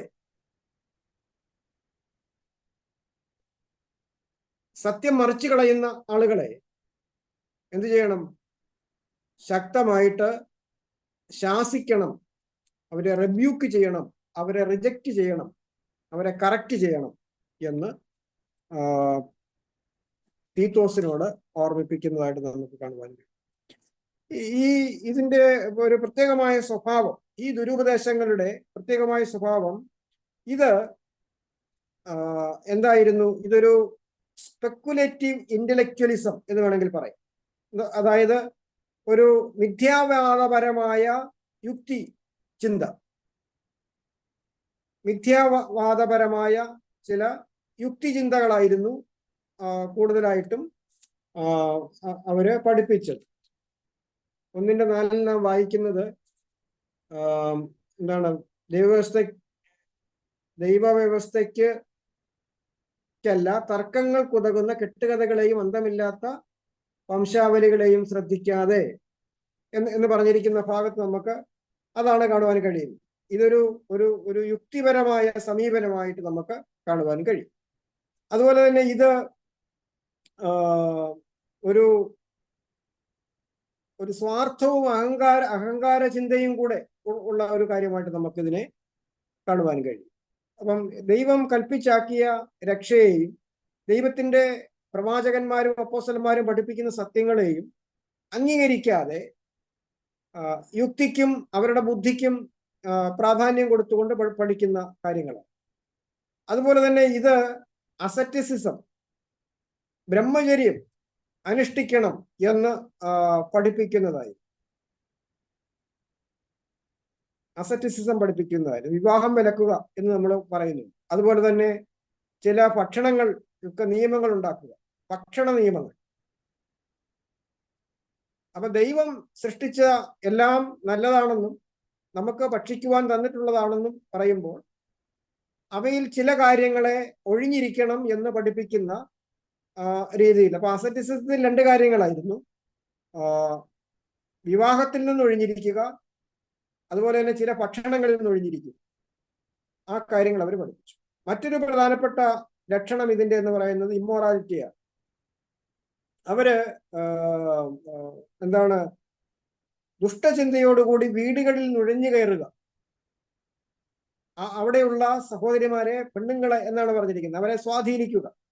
അപ്പൊ അങ്ങനെയൊക്കെയുള്ള ഇമ്മോറൽ പ്രാക്ടീസസ് ഈ ദുരുപദേശത്തിന്റെ പിന്നിൽ ഉണ്ടായിരുന്നതായിട്ടും നമുക്ക് കാണുവാനായിട്ട് കഴിയും. അതുപോലെ തന്നെ ഇത് ഒരു യഹൂദന്മാരുടെ നിയമവാദവുമായിട്ട് ബന്ധമുള്ളതായിരുന്നു, ജൂവിഷ് ലീഗലിസം. അപ്പോൾ ജൂവിഷ് ലീഗലിസവുമായിട്ട് ബന്ധമുള്ളതായിരുന്നു. അപ്പൊ ഞാൻ പറഞ്ഞ ഒരു 3-4 കാര്യങ്ങളുണ്ട്. ഒന്ന്, സ്പെക്കുലേറ്റീവ് ഇന്റലക്ച്വലിസം, മിഥ്യാവാദപരമായ യുക്തിചിന്ത, സ്പെക്കുലേറ്റീവ് ഇന്റലക്ച്വലിസം. അതുപോലെ ഇതിന്റെ മറ്റൊരു പ്രത്യേകതയാണ് അഹന്ത അല്ലെങ്കിൽ പ്രൈഡ്. അതുപോലെ തന്നെ അസെറ്റിസിസം, ഇമ്മോറാലിറ്റി. അതോടൊപ്പം തന്നെ മറ്റൊരു കാര്യമാണ് ജൂവിഷ് ലീഗലിസം, യഹൂദ നിയമവാദം. അപ്പം ഈ കാര്യങ്ങളുടെ പ്രത്യേകതകൾ ഉള്ളതായിരുന്നു ഈ ദുരുപദേശങ്ങൾ എന്ന് നമുക്ക് മനസ്സിലാക്കുവാനായിട്ട് കഴിയും. അപ്പം ഈ 3 ദുരുപദേശങ്ങളായിരുന്നു പ്രധാനമായിട്ടും ഉണ്ടായിരുന്നത്. അതിൽ 2 പ്രധാനപ്പെട്ട കാര്യങ്ങളെ, ജൂവിഷ് ലീഗലിസത്തെയും അല്ലെങ്കിൽ ജൂവിഷ് ക്രിസ്ത്യൻ ഹെർസിയെ, അതിനെയും പ്രത്യേകിച്ച് ജ്ഞാനവാദത്തെയും, ഈ 2 കാര്യങ്ങളെ ആയിരുന്നു പൗലോസ് ഇതിൽ എതിർത്തിരുന്നത്. മാർസിയോണിസം ഈ ലേഖനത്തിൽ കാണുന്നില്ല, പക്ഷെങ്കിൽ ഈ ലേഖനത്തിന് ശേഷമുള്ള കാലഘട്ടത്തിൽ അതും സഭയെ സ്വാധീനിച്ചിരുന്നു. അത് ജ്ഞാനവാദവുമായി ബന്ധമുള്ളതായിരുന്നത് കൊണ്ട് ആ വാദങ്ങളെയും കൂടെ ഇതിനകത്ത് ഖണ്ഡിക്കുന്നതായിട്ട് നമുക്ക് കാണുവാൻ കഴിയുന്നുണ്ട്. അത് പിന്നീടാണ് ആ കാര്യങ്ങൾ ഡെവലപ്പ് ചെയ്തതെങ്കിലും ജ്ഞാനവാദത്തിൽ ഈ ആശയങ്ങൾ ഉണ്ടായിരുന്നത് കൊണ്ട്, ഡുവലിസവും അതുപോലെ അവരുടെ മറ്റു ചില കാര്യങ്ങളും ഉണ്ടായിരുന്നത് കൊണ്ട് അവയെയൊക്കെ പൗലോസ് നേരത്തെ തന്നെ എതിർക്കുന്നതായിട്ട് നമുക്ക് കാണുവാൻ കഴിയും. അപ്പൊ ഇതാണ് ലേഖനങ്ങൾ പ്രതിപാദിക്കുന്ന പ്രധാനപ്പെട്ട ദുരുപദേശ വാദങ്ങൾ എന്ന് നമുക്ക് കാണുവാൻ കഴിയും. അപ്പൊ ഇത് വളരെ അപകടകരമായി സഭയെ സ്വാധീനിച്ചിരുന്ന കാര്യങ്ങളാണ്. അപ്പൊ ഇതിന്റെയൊക്കെ സ്വാധീനം ഇന്നും നമ്മുടെ ഇടയിലുണ്ട്. ഈ കാര്യങ്ങളൊക്കെ ഇന്നും ഇപ്പൊ യുക്തിവാദപരമായിട്ടുള്ള, ആചാരപരമായിട്ടുള്ള അനുഷ്ഠാനങ്ങളിലേക്ക് മനുഷ്യനെ നയിച്ചു കൊണ്ടുപോകുന്ന കാര്യങ്ങളുണ്ട്. ഇപ്പൊ പ്രാർത്ഥനയ്ക്ക് കൊന്ത ചൊല്ലുക, പ്രദക്ഷിണം നടത്തുക, കിടന്ന് ഉരുളുക, ഇങ്ങനെയൊക്കെയുള്ള കാര്യങ്ങളൊക്കെ ഇന്നും സഭകൾ പഠിപ്പിക്കുന്നുണ്ട്. ഇവയൊക്കെ ആ പഴയ കാലഘട്ടത്തിന്റെ ബാക്കിയായിട്ട് ഇങ്ങനെ വന്നിട്ടുള്ളതാണ്. അതോടെ വിവാഹം വിലക്കുക. ഞാനിപ്പോ ഇന്നിപ്പോ ഒരു ചർച്ചയുടെ കുറച്ച് പോർഷൻസ് ഞാൻ വേറെ പ്രാവശ്യത്തിന് വേണ്ടി പഠിക്കുകയായിരുന്നു. അപ്പം അതിനകത്ത് പറഞ്ഞിരിക്കുന്ന കാര്യം, ഈ സെന്റ് തോമസ് ക്രിസ്ത്യൻസ്, കേരളത്തിലുണ്ടായിരുന്ന സെന്റ് തോമസ് ക്രിസ്ത്യൻസ് അല്ലെങ്കിൽ തോമസ് ലീഹ വന്നതിന് ശേഷം ഇവിടെ ഉണ്ടായിരുന്ന ക്രിസ്ത്യാനികള്, അതുപോലെ തന്നെ 2 കുടിയേറ്റങ്ങൾ, കാനായി തോമയുടെ കാലഘട്ടത്തിലെ 325-ലും 824-ലും ആ 2 കൊല്ലത്തും കൊടുങ്ങല്ലൂരും വന്ന 2 കുടിയേറ്റങ്ങൾ. അപ്പൊ ആ കുടിയേറ്റങ്ങളും അതിനു മുമ്പുണ്ടായിരുന്ന സെന്റ് തോമസ് ക്രിസ്ത്യൻസും, അപ്പൊ അവരുടെ ഒരു സംയുക്തമായിട്ടുള്ള ഒരു ക്രിസ്ത്യൻ കമ്മ്യൂണിറ്റി ആയിരുന്നു മലങ്കരയിൽ അല്ലെങ്കിൽ കേരളത്തിൽ പ്രാചീന കാലത്ത് ഉണ്ടായിരുന്നത്. അപ്പം അതിനുശേഷം ഈ പോർച്ചുഗീസുകാരുടെ വരവ്, 16-ാം നൂറ്റാണ്ടിൽ ഈ പോർച്ചുഗീസുകാരുടെ വരവ് സംഭവിക്കുന്നത് വരെയുള്ള കാലഘട്ടത്തിൽ ഇവിടെ സഭ വളരെയധികം കൂട്ടായ്മയിലും അതുപോലെ യാതൊരു വിവേചനങ്ങളും ഇല്ലാതെ അവര് കഴിഞ്ഞിരുന്ന ഒരു കാലഘട്ടമാണ്. അങ്ങനെ ഈ പോർച്ചുഗീസുകാർ വന്നതിന് ശേഷമാണ് ഉദയംപേരൂർ സുന്നകദോസ് നടന്നത്. ഉദയംപേരൂർ സുന്നകദോസ് നടന്നപ്പോൾ ഇവിടെ ഉണ്ടായിരുന്ന ക്രിസ്ത്യാനികളുടെ എല്ലാ ആരാധനാ രീതികളെയും അവർ വിലക്കി. അവര് ആരാധനാ കേന്ദ്രങ്ങളിൽ വിഗ്രഹങ്ങൾ വയ്ക്കുവാൻ തുടങ്ങി. അവര് പുരോഹിതന്മാരോട് കുമ്പസരിക്കണം, തെറ്റുകളെ ഏറ്റു പറയുന്ന രീതി അവർ കൊണ്ടുവന്നു. അതുപോലെ പുരോഹിതന്മാര് അന്ന് വരെയും വിവാഹം കഴിച്ചിട്ടുള്ള ആളുകളായിരുന്നു, വിവാഹം കഴിക്കുവാൻ പാടില്ല എന്ന് നിർബന്ധിച്ചു. അതുപോലെ ഈ റോമാ സഭയുടെ അധീനതയിലേക്ക് ഇവിടെ ഉണ്ടായിരുന്ന ക്രിസ്ത്യാനികളെ ഈ ഉദയംപേരൂർ സുന്നകദോസോടുകൂടി അവർ കൊണ്ടുവന്നപ്പോൾ അവര് പറഞ്ഞു, ഇപ്പോൾ വിവാഹിതരായിട്ടുള്ള സഭയുടെ ഉത്തരവാദിത്വമുള്ള ശുശ്രൂഷകന്മാർ എന്ത് ചെയ്യണം, അവര് ഭാര്യമാരെ ഉപേക്ഷിക്കണം. വളരെ ശക്തമായ തീരുമാനമായിരുന്നു അത്. അവർക്ക് സഭയിൽ ശുശ്രൂഷിക്കണമെങ്കിൽ ഭാര്യമാരെ ഉപേക്ഷിക്കണം. അപ്പോൾ അത് മൂലമായിട്ട് വലിയ കുടുംബ തകർച്ചകൾ ഉണ്ടായി. അതനുസരിക്കാത്തവരെയൊക്കെ അവർ ഉപദ്രവിച്ചു. അപ്പോൾ ഇങ്ങനെയുള്ള ഉപദേശങ്ങളിലൂടെയാണ് കത്തോലിക്ക സഭ ഇവിടെ ശക്തി പ്രാപിക്കുന്നത്. അപ്പൊ അതിനുശേഷം പിന്നീട് കൂനംകുരിശ് സത്യം വന്നതിന് ശേഷമാണ് സഭ റോമാ മുഖത്തിൽ നിന്നും മാറുകയും ഈ യാക്കോബായ സഭകളിലൊക്കെ ഇപ്പോൾ അച്ഛന്മാർ വിവാഹം കഴിക്കാൻ പറ്റും. എന്നാൽ കത്തോലിക്ക സഭയിൽ കഴിക്കാനൊക്കത്തില്ല. അപ്പം ഇത് പണ്ട് കാലത്ത് ഈ പോർച്ചുഗീസുകാരുടെ വരവിന് മുമ്പ് അവർക്ക് വിവാഹം കഴിക്കാമായി. എന്നാൽ പിന്നീട് ഈ റോമാ സഭയിൽ നിന്ന് മാറിയതിനു ശേഷമാണ് ആ വിവാഹത്തിന്റെ അനുവാദമൊക്കെ അവർക്ക് ഉണ്ടായത്. അപ്പം ഞാൻ പറഞ്ഞു വന്നത്, ഈ ഒരു ദുരുപദേശപരമായ കാര്യങ്ങളുടെ സ്വാധീനം ആധുനിക സഭയെയും റോമാ സഭയെയും ഒക്കെ വളരെ ശക്തമായിട്ട് അത് സ്വാധീനിച്ചിട്ടുണ്ട്. ഇന്നും ഈ ആഭിചാരം പോലുള്ള കർമ്മങ്ങൾ ചെയ്യുന്ന ആളുകളുണ്ട്. അപ്പം അങ്ങനെ ഇന്നത്തെ കാലഘട്ടത്തിലും ഈ ഒരു പാഷാണ്ഡതയുടെ അല്ലെങ്കിൽ ഈ ഒരു ദുരുപദേശത്തിന്റെ സ്വാധീനം നമുക്ക് കാണുവാൻ കഴിയും. അപ്പൊ അതുകൊണ്ട് ദുരുപദേശങ്ങൾക്കെതിരെ ശക്തമായി നിലകൊള്ളുക, സത്യോപദേശം പഠിപ്പിക്കുന്നതോടൊപ്പം തന്നെ സഭയുടെ ഉപദേഷ്ടാക്കന്മാർക്കും ഇടയന്മാർക്കും ഉള്ള ഏറ്റവും വലിയ ഒരു ഉപദേശം പൗലോസ് നൽകുന്നത്, ഉപദേശങ്ങൾ പഠിപ്പിക്കുന്നതിനോടൊപ്പം ദുരുപദേശങ്ങളെ എതിർത്ത് നിൽക്കുവാൻ ആവശ്യമായ ശക്തമായ നിർദ്ദേശങ്ങൾ സഭയ്ക്ക് നൽകണം. സഭാ ശുശ്രൂഷകന്മാർ സഭയ്ക്ക് നൽകണം. അതിനുവേണ്ടി ശുശ്രൂഷകന്മാര് പരിശീലിക്കപ്പെട്ടവരായിരിക്കണം. അപ്പം ഏത് ദുരുപദേശത്തെയും കണ്ടാലും കേട്ടാലും മനസ്സിലാകുന്ന രീതിയിലുള്ള ഉപദേശ രൂപം നമുക്കുണ്ടായിരിക്കണം. അവയെ നമ്മൾ പഠിപ്പിക്കുന്നവരായിരിക്കണം. അത് ദുർഭാഷണങ്ങളും തർക്കസൂത്രങ്ങളും ഒക്കെ പഠിപ്പിച്ചുകൊണ്ട്, വംശാവലികളെ പഠിപ്പിച്ചുകൊണ്ട്, കെട്ടുകഥകൾ പറഞ്ഞുകൊണ്ട് ഒക്കെ വരുന്ന ആളുകളുണ്ട്. ഇന്ന് പല സഭകളും കെട്ടുകഥകളുടെ വെളിച്ചത്തിലൊക്കെ നിലകൊള്ളുന്നത്. അപ്പോൾ അങ്ങനെയുള്ള കാര്യങ്ങളെയൊക്കെ മനസ്സിലാക്കുവാനും പഠിപ്പിക്കുവാനും കഴിയണം. അതുപോലെ യഹൂദന്മാരുടെ ലീഗലിസം, അതായത് ഭയങ്കരമായിട്ടുള്ള ലീഗലിസമാണ്, നിയമവാദമാണ് ഇന്നും ആളുകൾ പഠിപ്പിക്കുന്നത്. അത് പെന്തക്കോസ്തിന്റെ പല സഭകളിലും ലീഗലിസം പഠിപ്പിക്കുന്നുണ്ട്. അങ്ങോട്ട് തിരിയരുത്, ഇങ്ങോട്ട് തിരിയരുത്, അങ്ങനെ നോക്കരുത്, ഇങ്ങനെ നോക്കരുത്, ഭയങ്കരമായ സ്ട്രിക്റ്റ് ആണ്. അപ്പൊ നമ്മുടെ പറയാം അവിടെ ഭയങ്കര സ്ട്രിക്റ്റ് ആണ്. പക്ഷെ ആ സ്ട്രിക്റ്റ് എന്ന് പറയുന്നത് വേദപുസ്തകപരമായിട്ടുള്ള കാര്യമാണോ? അവിടെ വിലക്ക് കൽപ്പിക്കുന്ന കാര്യങ്ങൾ യഥാർത്ഥത്തിൽ ദൈവവചനം പറയുന്ന കാര്യങ്ങളാണോ?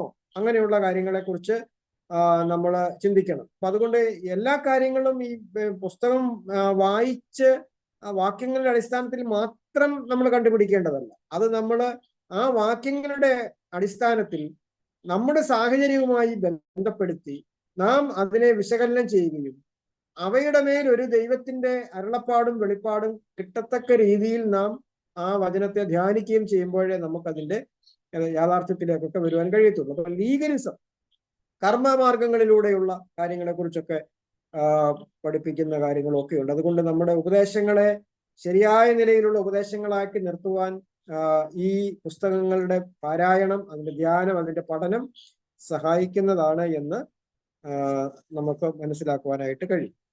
അപ്പം ഈ പുസ്തകത്തെ കുറിച്ച് നമ്മൾ പഠിച്ചിട്ടുള്ള 2-3 കാര്യങ്ങളാണ്. ഒന്ന്, ഇതിന്റെ ഗ്രന്ഥകാരനെ കുറിച്ച്, ലേഖനങ്ങളെ കുറിച്ച്, അതുപോലെ ഗ്രന്ഥകാരനെ കുറിച്ച്, അതുപോലെ തന്നെ ഈ പുസ്തകത്തിന്റെ പ്രാധാന്യത്തെക്കുറിച്ച്, ഈ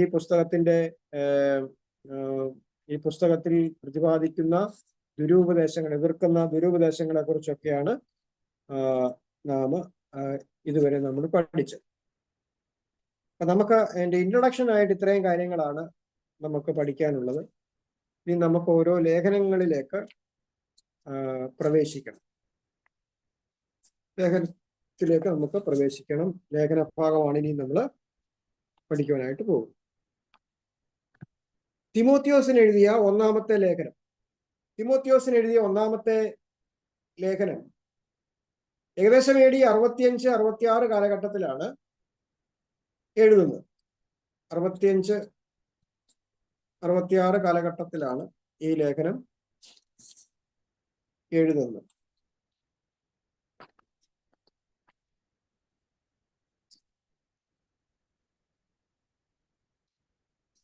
ഈ ലേഖനത്തിന്റെ ഉള്ളടക്കം, ലേഖനത്തിന്റെ ഔട്ട്ലൈൻ പ്രധാനമായിട്ടുള്ളത് നിങ്ങളൊന്ന് നോട്ട് ചെയ്തിട്ടോ.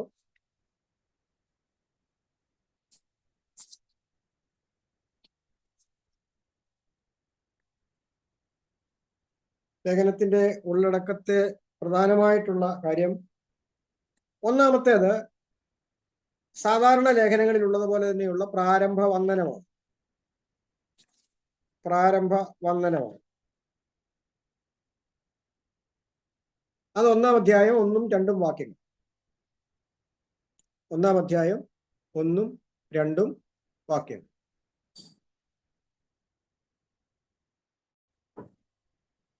2 ദുരുപദേശത്തെ സംബന്ധിച്ച നിർദ്ദേശങ്ങൾ. ദുരുപദേശത്തെ സംബന്ധിച്ച നിർദ്ദേശങ്ങൾ 1-ാം അധ്യായം 3 മുതൽ 20 വരെ.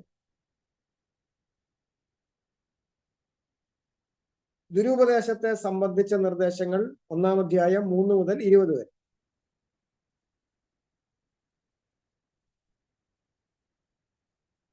അടുത്തത് സഭയെ സംബന്ധിച്ച നിർദ്ദേശങ്ങൾ. 3-ാമത്തേത് സഭയെ സംബന്ധിച്ച നിർദ്ദേശങ്ങൾ 2-ാം അധ്യായം 1 മുതൽ 3-ാം അധ്യായം 16-ാം വാക്യം വരെ. അല്ലെങ്കിൽ 2-3 അധ്യായങ്ങൾ.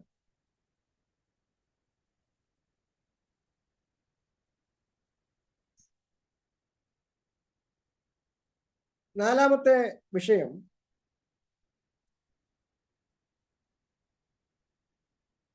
നാലാം അധ്യായത്തിന്റെ 1 മുതൽ 16 വരെയുള്ള വാക്യങ്ങൾ ദുരുപദേഷ്ടാക്കളെ സംബന്ധിച്ച നിർദ്ദേശം.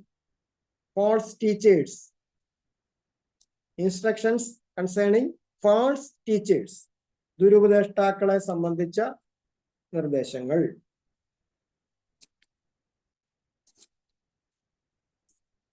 അഞ്ചാമത്തെ കാര്യം 5-ാം അധ്യായം 1 മുതൽ 6-ാം അധ്യായത്തിന്റെ 2-ാം വാക്യം വരെ ഇടയ ശുശ്രൂഷയെ സംബന്ധിച്ച നിർദ്ദേശങ്ങൾ. ഇടയ ശുശ്രൂഷയെ സംബന്ധിച്ച നിർദ്ദേശങ്ങൾ. 4ന്റെ റെഫറൻസ് ഒന്നും പറയാം സാറേ. നാലാമത്തേത് 4-ാം അധ്യായം 1 മുതൽ 16 വരെ.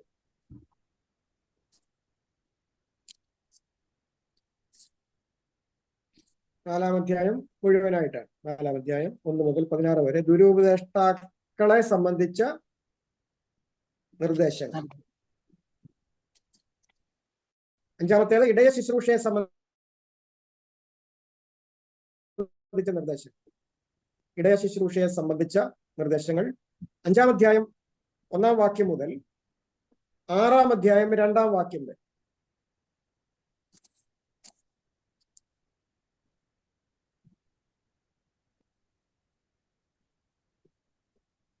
6-ാം അധ്യായം 2-ാം വാക്യം വരെ. 6-ാമത്തെ ഭാഗം ദൈവമനുഷ്യനെ സംബന്ധിച്ച നിർദ്ദേശങ്ങൾ. ദൈവമനുഷ്യനെ സംബന്ധിച്ച നിർദ്ദേശങ്ങൾ. 6-ാം അധ്യായം 3-ാം വാക്യം മുതൽ അവസാനം വരെ 21-ാം വാക്യം വരെ ദൈവ മനുഷ്യനെ സംബന്ധിച്ച നിർദ്ദേശം.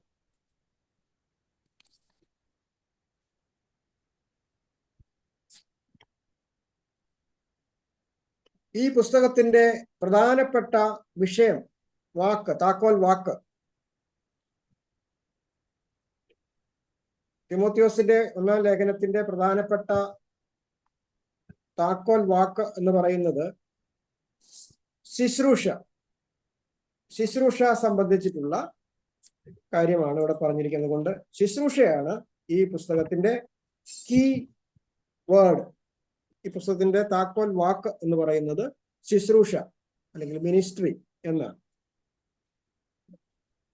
ഇതിലെ പ്രധാനപ്പെട്ട വാക്യം 3-ാം അധ്യായത്തിന്റെ 15-ാം വാക്യമാണ്.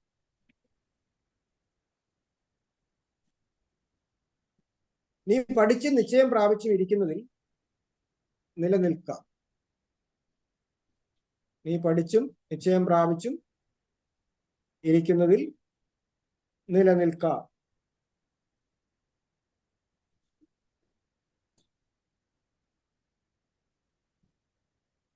സാറേ ഏറ്റവും ഫസ്റ്റ് ആയിട്ട് പറഞ്ഞ ആ വാക്യം ഏതായിരുന്നു? രണ്ടാമത്തെ ദുരുദ്ദേശത്തെ സംബന്ധിച്ച് അതിന് ഒന്നാമത് പറഞ്ഞ വാക്യം ഒന്ന് പറയാം. ആദ്യം പറഞ്ഞത്. പ്രാരംഭ ആ വന്ദനം, നേരത്തെ ആ ആദ്യത്തെ 1-ാം അധ്യായം 1-2 വാക്യം.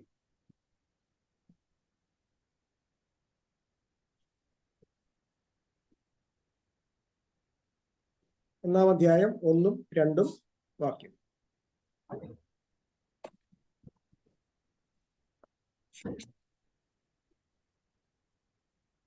അപ്പൊ ഈ ഓരോ പാർട്ടിനും നമുക്ക് പിന്നീട് അതിനെ സ്പ്ലിറ്റ് ചെയ്ത് നമുക്ക് അതിന്റെ സബ് പോയിന്റ്സ് ഉണ്ട്. അത് ഞാൻ ഇപ്പം നിങ്ങളോട് പറഞ്ഞില്ലെന്നേ ഉള്ളൂ. അത് ഞാൻ നോട്ടിനകത്ത് തരുന്നുണ്ട്. പഠിക്കുന്നുണ്ടെങ്കിൽ ഞാൻ ആ കാര്യം വിശദീകരിച്ചോളാം, അല്ലെങ്കിൽ മൊത്തം കൂടെ കൺഫ്യൂഷൻ ആകും. അതുകൊണ്ടാണ് 1-ാം ഭാഗം പ്രാരംഭ വന്ദനം, 2-ാം ഭാഗം ദുരുപദേശത്തെ സംബന്ധിച്ച നിർദ്ദേശം, 3-ാം ഭാഗം സഭയെ സംബന്ധിച്ച നിർദ്ദേശം, 4-ാം ഭാഗം ദുരുപദേഷ്ടാക്കളെ സംബന്ധിച്ച കാര്യം, 5 ഇടയ ശുശ്രൂഷയെ സംബന്ധിക്കുന്ന കാര്യം, 6 ദൈവ മനുഷ്യനെ സംബന്ധിക്കുന്ന നിർദ്ദേശം. അപ്പൊ നിങ്ങളിപ്പോൾ ആ സമ്മറി ആയിട്ട് അത് ഓർത്തിരുന്നാൽ മതി. അപ്പോസ്തലനായ പൗലോസ് ഈ ലേഖനം തിമോത്തിയോസിനാണ് എഴുതുന്നത്. തിമോത്തിയോസിനാണ് ഈ ലേഖനം എഴുതുന്നത്. തിമോത്തിയോസ് ഒരു യഹൂദ സ്ത്രീയുടെയും യവനായ പിതാവിന്റെയും മകനായിരുന്നു. അതായത് അമ്മ യഹൂദ സ്ത്രീയും പിതാവ് ഗ്രീക്കുകാരനുമായിരുന്നു, യവനനുമായിരുന്നു, വിജാതീയനുമായിരുന്നു. അപ്പം മാതാവ് യഹൂദ സ്ത്രീയും പിതാവ് യവനനുമായിരുന്നു.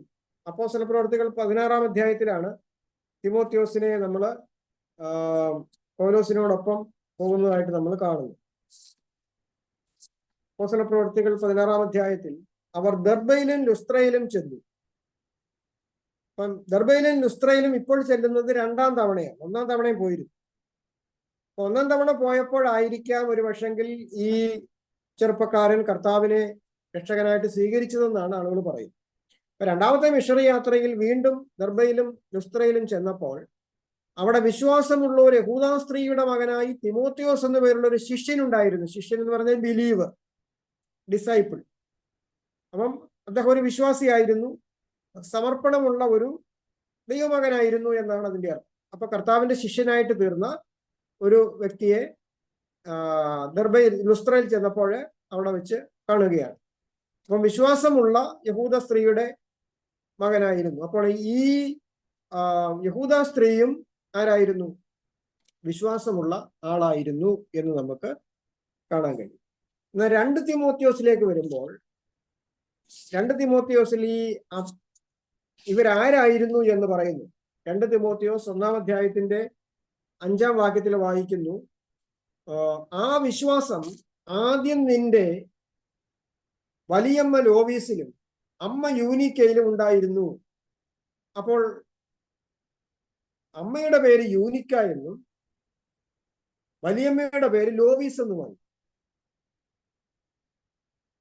ഇവര് കർത്താവിനെ അറിഞ്ഞ് വിശ്വാസത്തിലേക്ക് വരുന്നതിന് മുമ്പ് തന്നെ ന്യായപ്രമാണ പ്രകാരം മോശയുടെ പ്രമാണപ്രകാരം വിശ്വാസവും ഭക്തിയുമുള്ളവരായിട്ട് ജീവിച്ചു.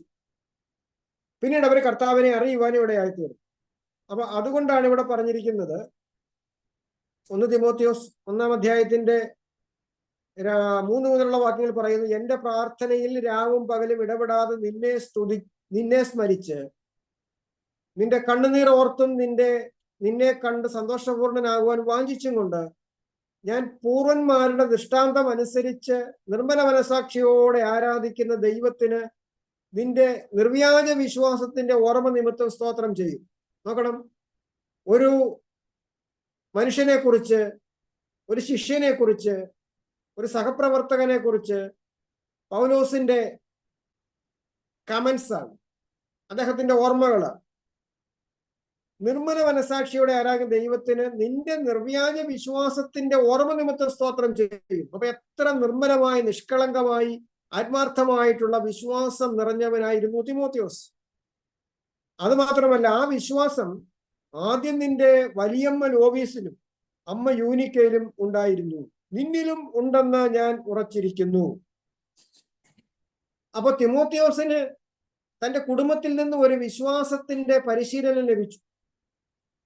അത് അപ്പൻ വഴിയല്ല ലഭിച്ച, അമ്മ വഴിയാണ് ലഭിക്കുന്നത്. കാരണം അപ്പൻ ആരായിരുന്നു? ഗ്രീക്കുകാരനായിരുന്നു. പക്ഷെ അമ്മ യഹൂദ സ്ത്രീ ആയിരുന്നു.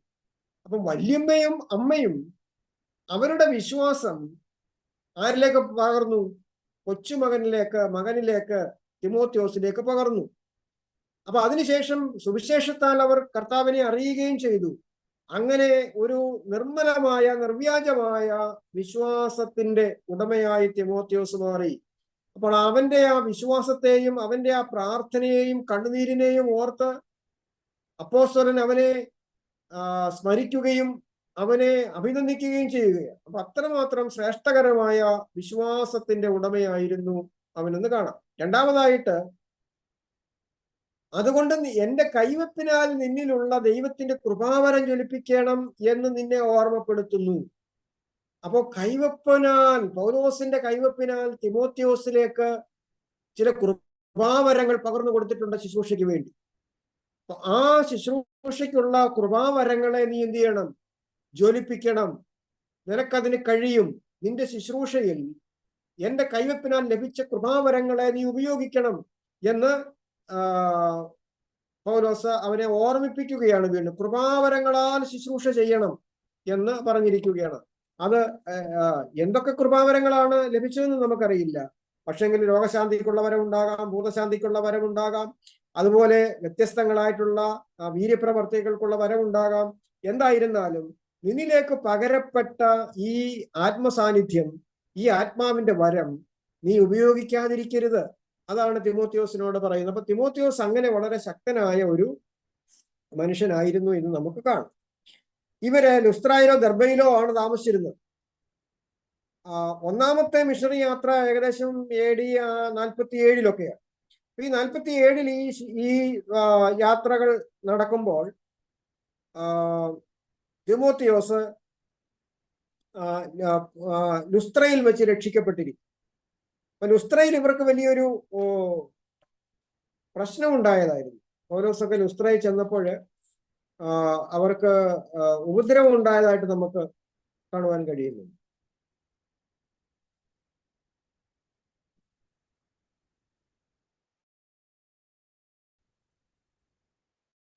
അപ്പൊ അങ്ങനെ ഉപദ്രവം ഉണ്ടായതിന്റെ നടുവിലാണെങ്കിൽ പോലും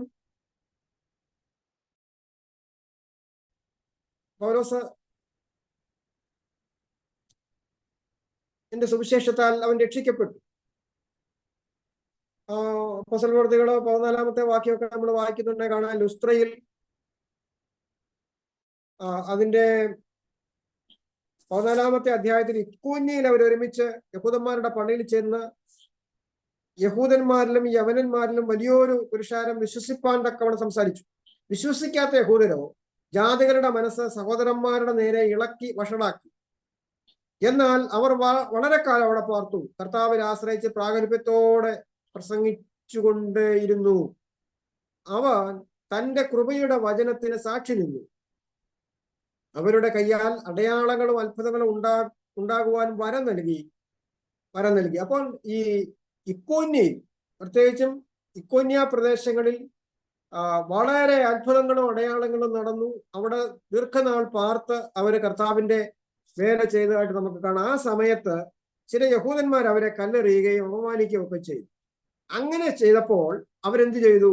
അവർ അത് ഗ്രഹിച്ച് ലുസ്ത്ര ദർബ എന്ന ലുക്കവോന്യ, അപ്പൊ ഇക്കോന്യയിൽ നിന്നും ലുക്കവോന്യയിലേക്ക് അവർ പോയി. അവിടുത്തെ 2 പട്ടണങ്ങളായിരുന്നു ലുസ്ത്രയും ദർബയും. അവിടെ ചെന്ന് സുവിശേഷം പ്രസംഗിച്ചു. അവിടെ അമ്മയുടെ ഗർഭം മുതൽ മുടന്തനായി ഒരിക്കലും നടന്നിട്ടില്ലാത്ത ഒരു മനുഷ്യനുണ്ടായിരുന്നു. പൗലോസ് അവനെ ഉറ്റുനോക്കി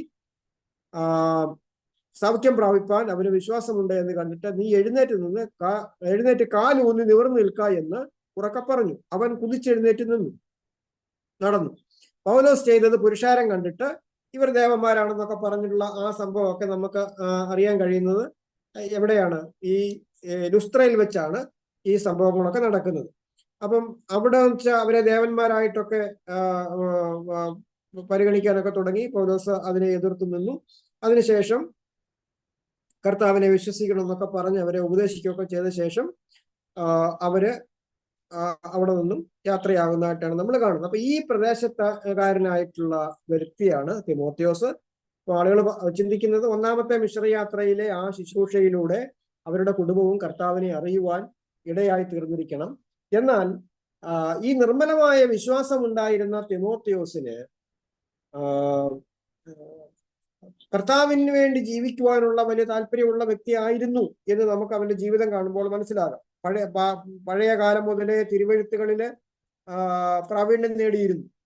അപ്പൊ നീ ബാല്യം മുതൽ അറിയുകയും അല്ലെ, നിന്നെ രക്ഷയ്ക്ക് ജ്ഞാനിയാക്കുവാൻ മതിയായ തിരുവെഴുത്തുകളെ നീ ബാല്യം മുതൽ അറിയുകയും 2 തിമോത്തിയോസ് 3:14-15 വായിക്കുമ്പോൾ ആ വിശ്വാസ വചനങ്ങളെ, ആധികാരികമായ ദൈവവചനത്തെ അവന് ബാല്യം മുതലേ മനസ്സിലാക്കിയിരുന്നു. ഇപ്പൊ തിരുവെഴുത്തുകളെ മനസ്സിലാക്കിയിരുന്നു.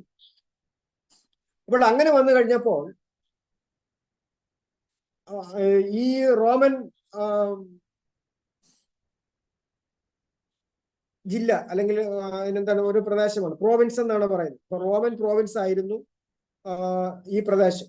അപ്പൊ റോമൻ പ്രോവിൻസിലെ നമ്മൾ ഗലാത്യ ലേഖനം വായിക്കുന്നുണ്ടല്ലോ. അപ്പൊ ഗലാത്യ പ്രദേശത്തുള്ള ഒരു സ്ഥലമായിരുന്നു ലുസ്ത്ര, ദർബ, ഇക്കവോന്യ,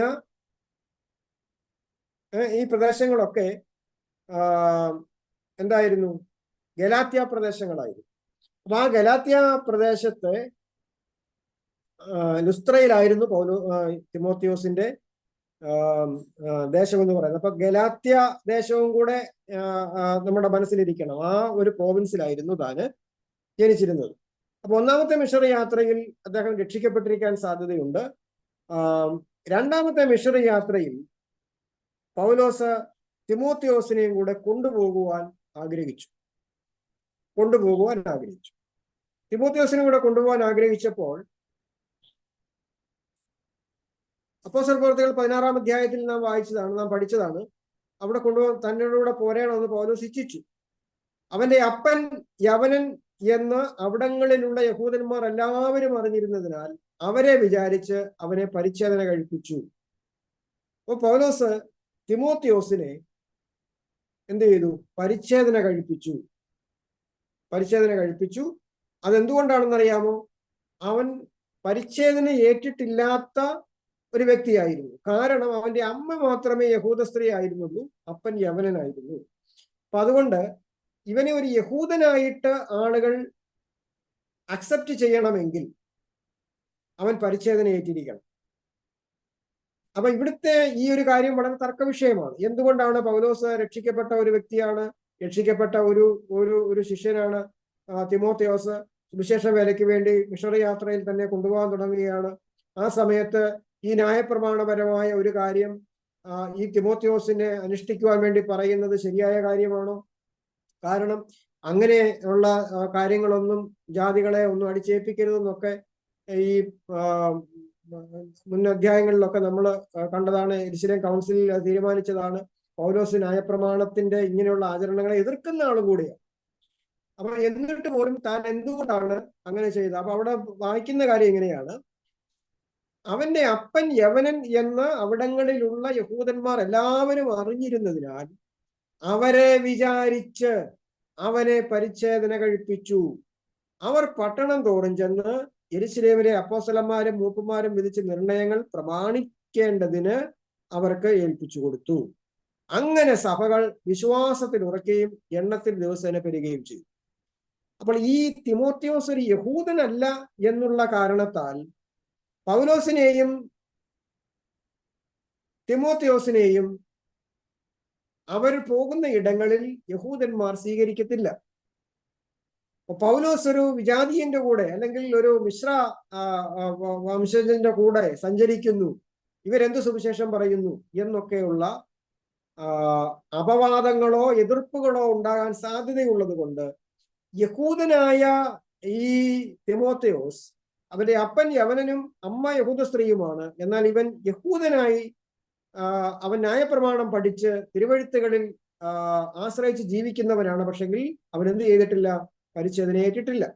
അതുകൊണ്ട് യഹൂദന്മാരെ വിചാരിച്ച് അവൻ അവരുടെ ഇടയിൽ സുവിശേഷവുമായി പോകുമ്പോൾ അവരെ സ്വീകരിക്കണമെങ്കിൽ അവൻ യഹൂദൻ തന്നെ ആയിരിക്കണം എന്നുള്ളത് കൊണ്ടാണ് യഹൂദന്മാരെ വിചാരിച്ച് അവനെ പരിച്ഛേദന കഴിപ്പിച്ചു. ഇത് പൗലോസിന്റെ ഒരു മിഷണറി മെത്തേഡ് കൂടിയായിരുന്നു. എന്നാൽ നമ്മൾ പിന്നീട് പഠിക്കുന്നുണ്ട് തീത്തോസിന്റെ കാര്യം വരുമ്പോൾ നമുക്ക് അത് കാണുവാൻ കഴിയും.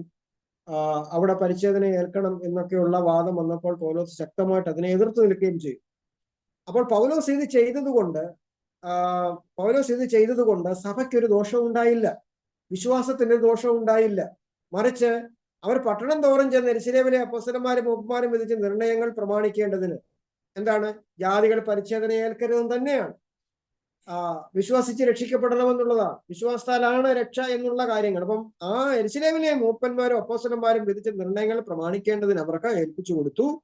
പക്ഷേ അങ്ങനെ സഭകൾ വിശ്വാസത്തിൽ ഉറയ്ക്കുകയും, അപ്പോൾ ഈ തിമോത്തിയോസും പൗലോസും കൂടെ രണ്ടാം മിഷണറി യാത്രയിൽ സഞ്ചരിച്ചപ്പോൾ അവിടെ സംഭവിച്ചത് അവരുടെ പ്രവർത്തനങ്ങൾ കൂടുതൽ ശക്തമാകുവാനിടയായി തീർന്നു. അങ്ങനെ സഭകൾ ദിവസേന എണ്ണത്തിൽ പെരുകുകയും ചെയ്യും. അപ്പോൾ ഇത് ഈ പരിച്ഛേദന കഴിപ്പിച്ചു എന്ന് പറയുന്നത് ഒരു തർക്ക വിഷയമല്ല. പൗലോസിന്റെ ഒരു മിഷണറി മെത്തേഡായിരുന്നു. തിമോത്തിയോസ് പരിച്ഛേദന ഏൽക്കാത്ത യഹൂദനായിരുന്നു. എന്നാൽ പരിച്ഛേദന ഏറ്റ ശേഷം അവനെ കൊണ്ടുപോകുമ്പോൾ യഹൂദന്മാരുടെ പള്ളികളിലും അവരുടെ ഇടങ്ങളിലും ഒക്കെ അവർക്ക് അക്സെപ്റ്റൻസ് കിട്ടും.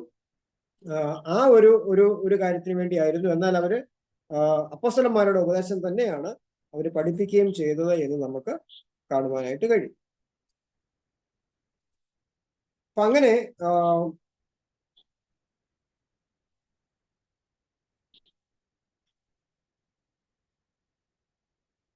അങ്ങനെ പൗലോസ് തിമോത്തിയോസിനെയും കൊണ്ടാണ് രണ്ടാമത്തെ മിഷണറി യാത്ര പോകുന്നതെന്ന് കാണാം.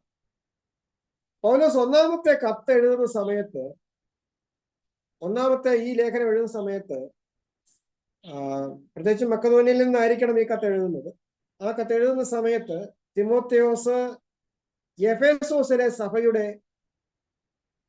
അധ്യക്ഷനായിരുന്നു, മൂപ്പനായിരുന്നു. എഫേസോസിലെ സഭയുടെ അധ്യക്ഷനായിട്ട് തിമോത്തിയോസ് മേൽനോട്ടം വഹിക്കുന്ന സമയമായിരുന്നു. അത് മാത്രമല്ല, എഫേസോസിലെയും ഏഷ്യ മൈനറിലെ സഭകൾക്ക് വേണ്ടി ശുശ്രൂഷകന്മാരെ തിരഞ്ഞെടുത്ത്, സഭാ നേതാക്കന്മാരെ തിരഞ്ഞെടുത്ത് അവർക്ക് ശുശ്രൂഷാ പരിശീലനം കൊടുക്കുന്ന ഒരു സമയവും കൂടിയായി. അപ്പൊ ശുശ്രൂഷകന്മാർക്ക് മൂപ്പന്മാരെ തിരഞ്ഞെടുക്കണം, അവരെ നിയോഗിക്കണമെന്ന് മാത്രമേ നമ്മൾ കാണുന്നുള്ളൂ. പക്ഷെങ്കിൽ തിമോത്തിയോസ് അവരെ പരിശീലിപ്പിക്കുന്നുണ്ടായിരുന്നു. അപ്പൊ എഫെസോസിലെ സഭയുടെ അധ്യക്ഷനായി തിരഞ്ഞെടുക്കപ്പെട്ട മൂപ്പന്മാരെ പരിശീലിപ്പിക്കുകയും ശുശ്രൂഷയ്ക്ക് നിയോഗിക്കുകയും ചെയ്തിരുന്നു. തിമോത്തിയോസ് യഥാർത്ഥത്തിൽ പല സഭകളുടെ ചുമതലകൾക്ക് തുല്യമായിട്ടുള്ള ഒരു നേതൃത്വ ശുശ്രൂഷയാണ് ചെയ്തു വന്നത്. പല സഭകളുടെ ഉത്തരവാദിത്തങ്ങൾ തനിക്കുണ്ടായിരുന്നു. പല മേഖലകളിൽ ശുശ്രൂഷകന്മാരെ നിയോഗിക്കണമായിരുന്നു, മൂപ്പന്മാരെ നിയോഗിക്കണമായിരുന്നു, അവിടെയുള്ള സഭകളുടെ പ്രശ്നങ്ങൾ പരിഹരിക്കണമായിരുന്നു, സഭയെ പഠിപ്പിക്കണമായിരുന്നു. അപ്പം ശുശ്രൂഷയുടെ ഭാരിച്ച ചുമതലകൾ വഹിച്ചുകൊണ്ടിരിക്കുന്ന സമയത്താണ് തിമോത്തിയോസിന് ഈ ലേഖനം പൗലോസ് എഴുതുന്നതെന്ന് നമുക്ക് കാണുവാനായിട്ട് കഴിയും.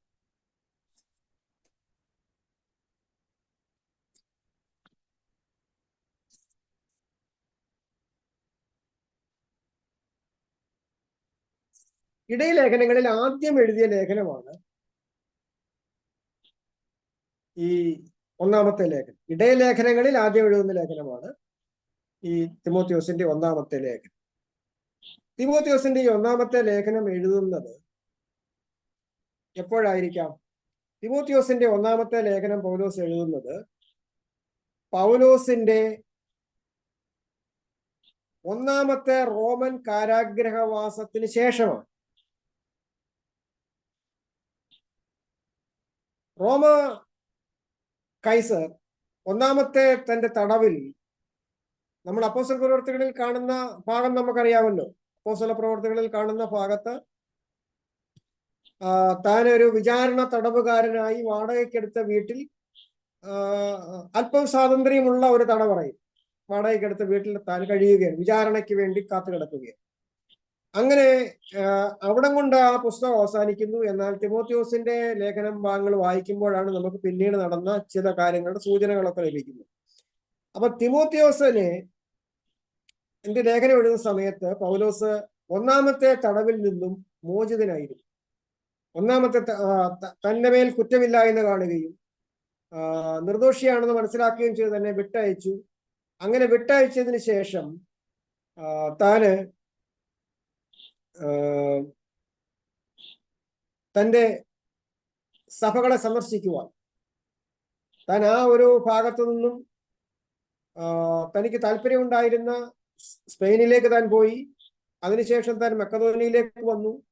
ഏഷ്യ മൈനറിലും മക്കതോനിയയിലും ഉള്ള സഭകളെയൊക്കെ സന്ദർശിച്ച് ഈ ലേഖനമൊക്കെ എഴുതി. അതുപോലെ തന്നെ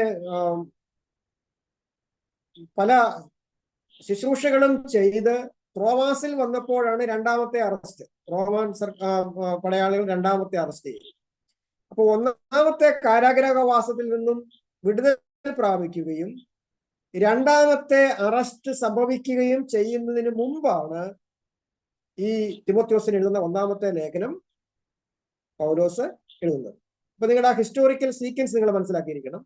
പൗലോസിന്റെ ഒന്നാമത്തെ കാരാഗ്രഹവാസം, അതായത് അപ്പോസ്തല പ്രവൃത്തികളിൽ നാം കാണുന്ന 26, 27, 28 അധ്യായങ്ങളിലൊക്കെ കാണുന്ന ആ യാത്രയും ആ കഠിനമായ യാത്രയ്ക്കൊക്കെ ശേഷമായിട്ട് താന് അവിടെ വിസ്താരത്തിന് വേണ്ടി വാടകയ്ക്കെടുത്ത വീട്ടിൽ, കൂലിക്കെടുത്ത വീട്ടിൽ യഹൂദന്മാരോട് സംവാദിച്ചുകൊണ്ട് സുവിശേഷം പറഞ്ഞുകൊണ്ട് നിർവിഘ്നം ആ ശുശ്രൂഷ ചെയ്തുകൊണ്ട് താൻ അവിടെ തടവറയിലായിരിക്കുകയാണ്. തടവിലാണ്. അപ്പോൾ തന്നെ തന്റെ അടുക്കൽ വരുന്നവരോട് സുവിശേഷം പറയാനുള്ള സ്വാതന്ത്ര്യമൊക്കെ. അപ്പോൾ അങ്ങനെയുള്ള പൗലോസിനെ വിചാരണ ചെയ്തപ്പോൾ തന്റെ പേരിൽ കുറ്റപത്രം ഉണ്ടായിരുന്നില്ല, തനിക്ക് വേണ്ടി സാക്ഷ്യം പറയാൻ ആരും ഉണ്ടായിരുന്നില്ല. അതുപോലെ തന്നെ ഈ മാലൂമിയും പുബ്ലിയോസും അങ്ങനെയൊക്കെയുള്ള ആളുകൾ നല്ല കാര്യങ്ങളാണ് പൗലോസിനെ കുറിച്ച് പറഞ്ഞിട്ടുള്ളത്. അതുകൊണ്ട് അദ്ദേഹം കുറ്റക്കാരനാണെന്ന് തെളിയിക്കുവാൻ കഴിഞ്ഞില്ല. നിരപരാധിയാണെന്ന് മനസ്സിലാക്കിയ പൗലോസിനെ ഒന്നാമത്തെ അറസ്റ്റിൽ, റോമായാത്രയിൽ ഒന്നാമത്തെ തടവറയിൽ നിന്നും പൗലോസിനെ 2 വർഷത്തിന് ശേഷം അവിടെ പോയി 2 വർഷത്തിന് ശേഷം പൗലോസിനെ സ്വതന്ത്രനാക്കുന്നു. അപ്പൊ സ്വതന്ത്രനായ ശേഷം പൗലോസ് അവിടെ നിന്ന് റോമിൽ നിന്നും താന് സ്പെയിനിലേക്ക് പോയി എന്നാണ് പണ്ഡിതന്മാർ പറയുന്നത്. സ്പെയിനിലേക്ക് പോവുകയും അവിടെ നിന്ന് വീണ്ടും തിരിച്ച് മക്കതോനിയയിലേക്ക് വരികയും മക്കതോനിയയിൽ നിന്ന് ഏഷ്യ മൈനർ പ്രദേശങ്ങളിലൂടെ ഒക്കെ സഞ്ചരിച്ച് തന്റെ എല്ലാ സഭകളെയും തന്നെ സന്ദർശിക്കേണ്ടതായിട്ടുള്ള സാഹചര്യം തനിക്ക് ലഭിച്ചു. അങ്ങനെ ത്രോവാസിൽ വന്നപ്പോൾ കർപ്പോസിന്റെ ഭവനത്തിൽ വെച്ചാണ് തന്നെ യഹൂദന്മാരെല്ലാം കൂടി ഒറ്റിക്കൊടുത്ത് റോമ പടയാളികൾ വന്ന് തന്നെ അറസ്റ്റ് ചെയ്യുന്നു. അപ്പോൾ അവിടുത്തെ അറസ്റ്റ് എന്ന് പറയുന്നത് ഞാൻ നേരത്തെ പറഞ്ഞതായിരുന്നു, വളരെ കഠിനമായ കുറ്റങ്ങൾ ആരോപിച്ചുകൊണ്ടാണ് പൗലോസിനെ അറസ്റ്റ് ചെയ്യുന്നത്. അപ്പൊ അതിനു മുമ്പാണ് താന് ഈ ലേഖനം എഴുതുന്നത്.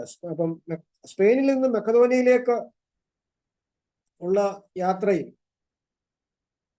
എഫെസോസിലെ സഭയുടെ ചുമതല അല്പം വിട്ടിട്ട് പൗലോസിനോടുകൂടെ യാത്ര ചെയ്യുവാൻ തിമോത്തിയോസ് ചോദിക്കുന്നു. 1 തിമോത്തിയോസ് 1-ാം അധ്യായത്തിന്റെ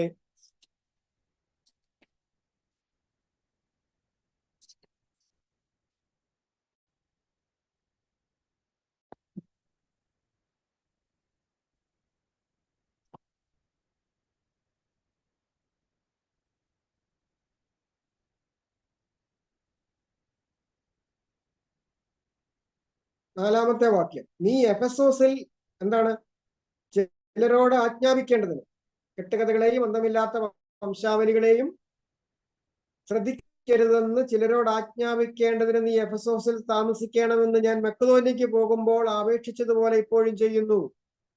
അപ്പോൾ പൗലോസിനോടൊപ്പം താൻ തടവറയിൽ നിന്ന് ഇറങ്ങിക്കഴിഞ്ഞപ്പോൾ എഫെസോസിൽ നിന്നും മാറി പൗലോസിനോടൊപ്പം ഒന്നുകൂടെ സഞ്ചരിക്കാൻ വേണ്ടി തിമോത്തിയോസ് ആവശ്യപ്പെട്ടിരുന്നു.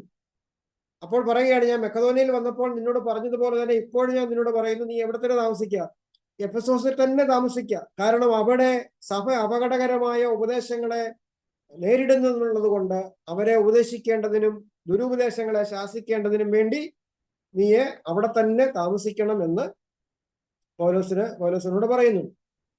അപ്പൊ ആ ഒരു നിർദ്ദേശം ഇങ്ങനെയുള്ള ഒരു ആവശ്യം ഉന്നയിച്ചതിന് ശേഷമുള്ള സമയത്താണ് പൗലോസ് ഈ ലേഖനം എഴുതുന്നതെന്ന് നമുക്ക് കാണുവാൻ കഴിയും.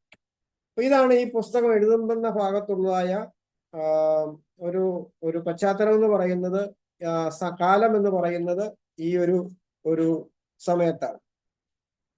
അപ്പൊ അതും കൂടെ നിങ്ങൾ ഓർത്തിരിക്കുക. ഈ പുസ്തകം എഴുതിയ, ഒന്നാമത്തെ ലേഖനം എഴുതിയ കാലം. അപ്പൊ തിമോത്തിയോസിനെ കുറിച്ചും തിമോത്തിയോസിന് ലേഖനം എഴുതിയ സന്ദർഭത്തെക്കുറിച്ചുമാണ് നമ്മൾ ഇപ്പോൾ ചിന്തിച്ചത്. അത് മനസ്സിലായല്ലോ? എന്തെങ്കിലും സംശയമുണ്ടോ?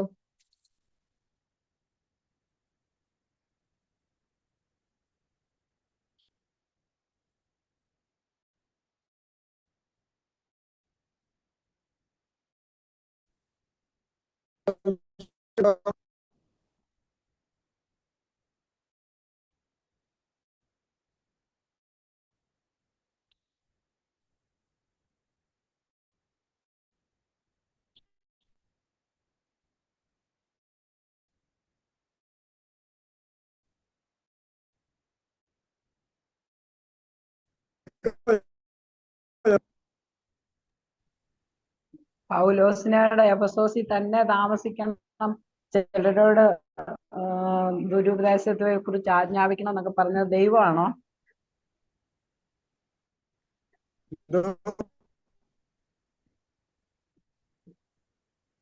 പൗലോസിനോട് എഫെസോസിൽ തന്നെ താമസിക്കണം, ചിലരോട് ഉപദേശത്തെ കുറിച്ച് ആജ്ഞാപിക്കണം എന്നൊക്കെ പറഞ്ഞത് ദൈവമാണോ പൗലോസിനോട് പറഞ്ഞത്?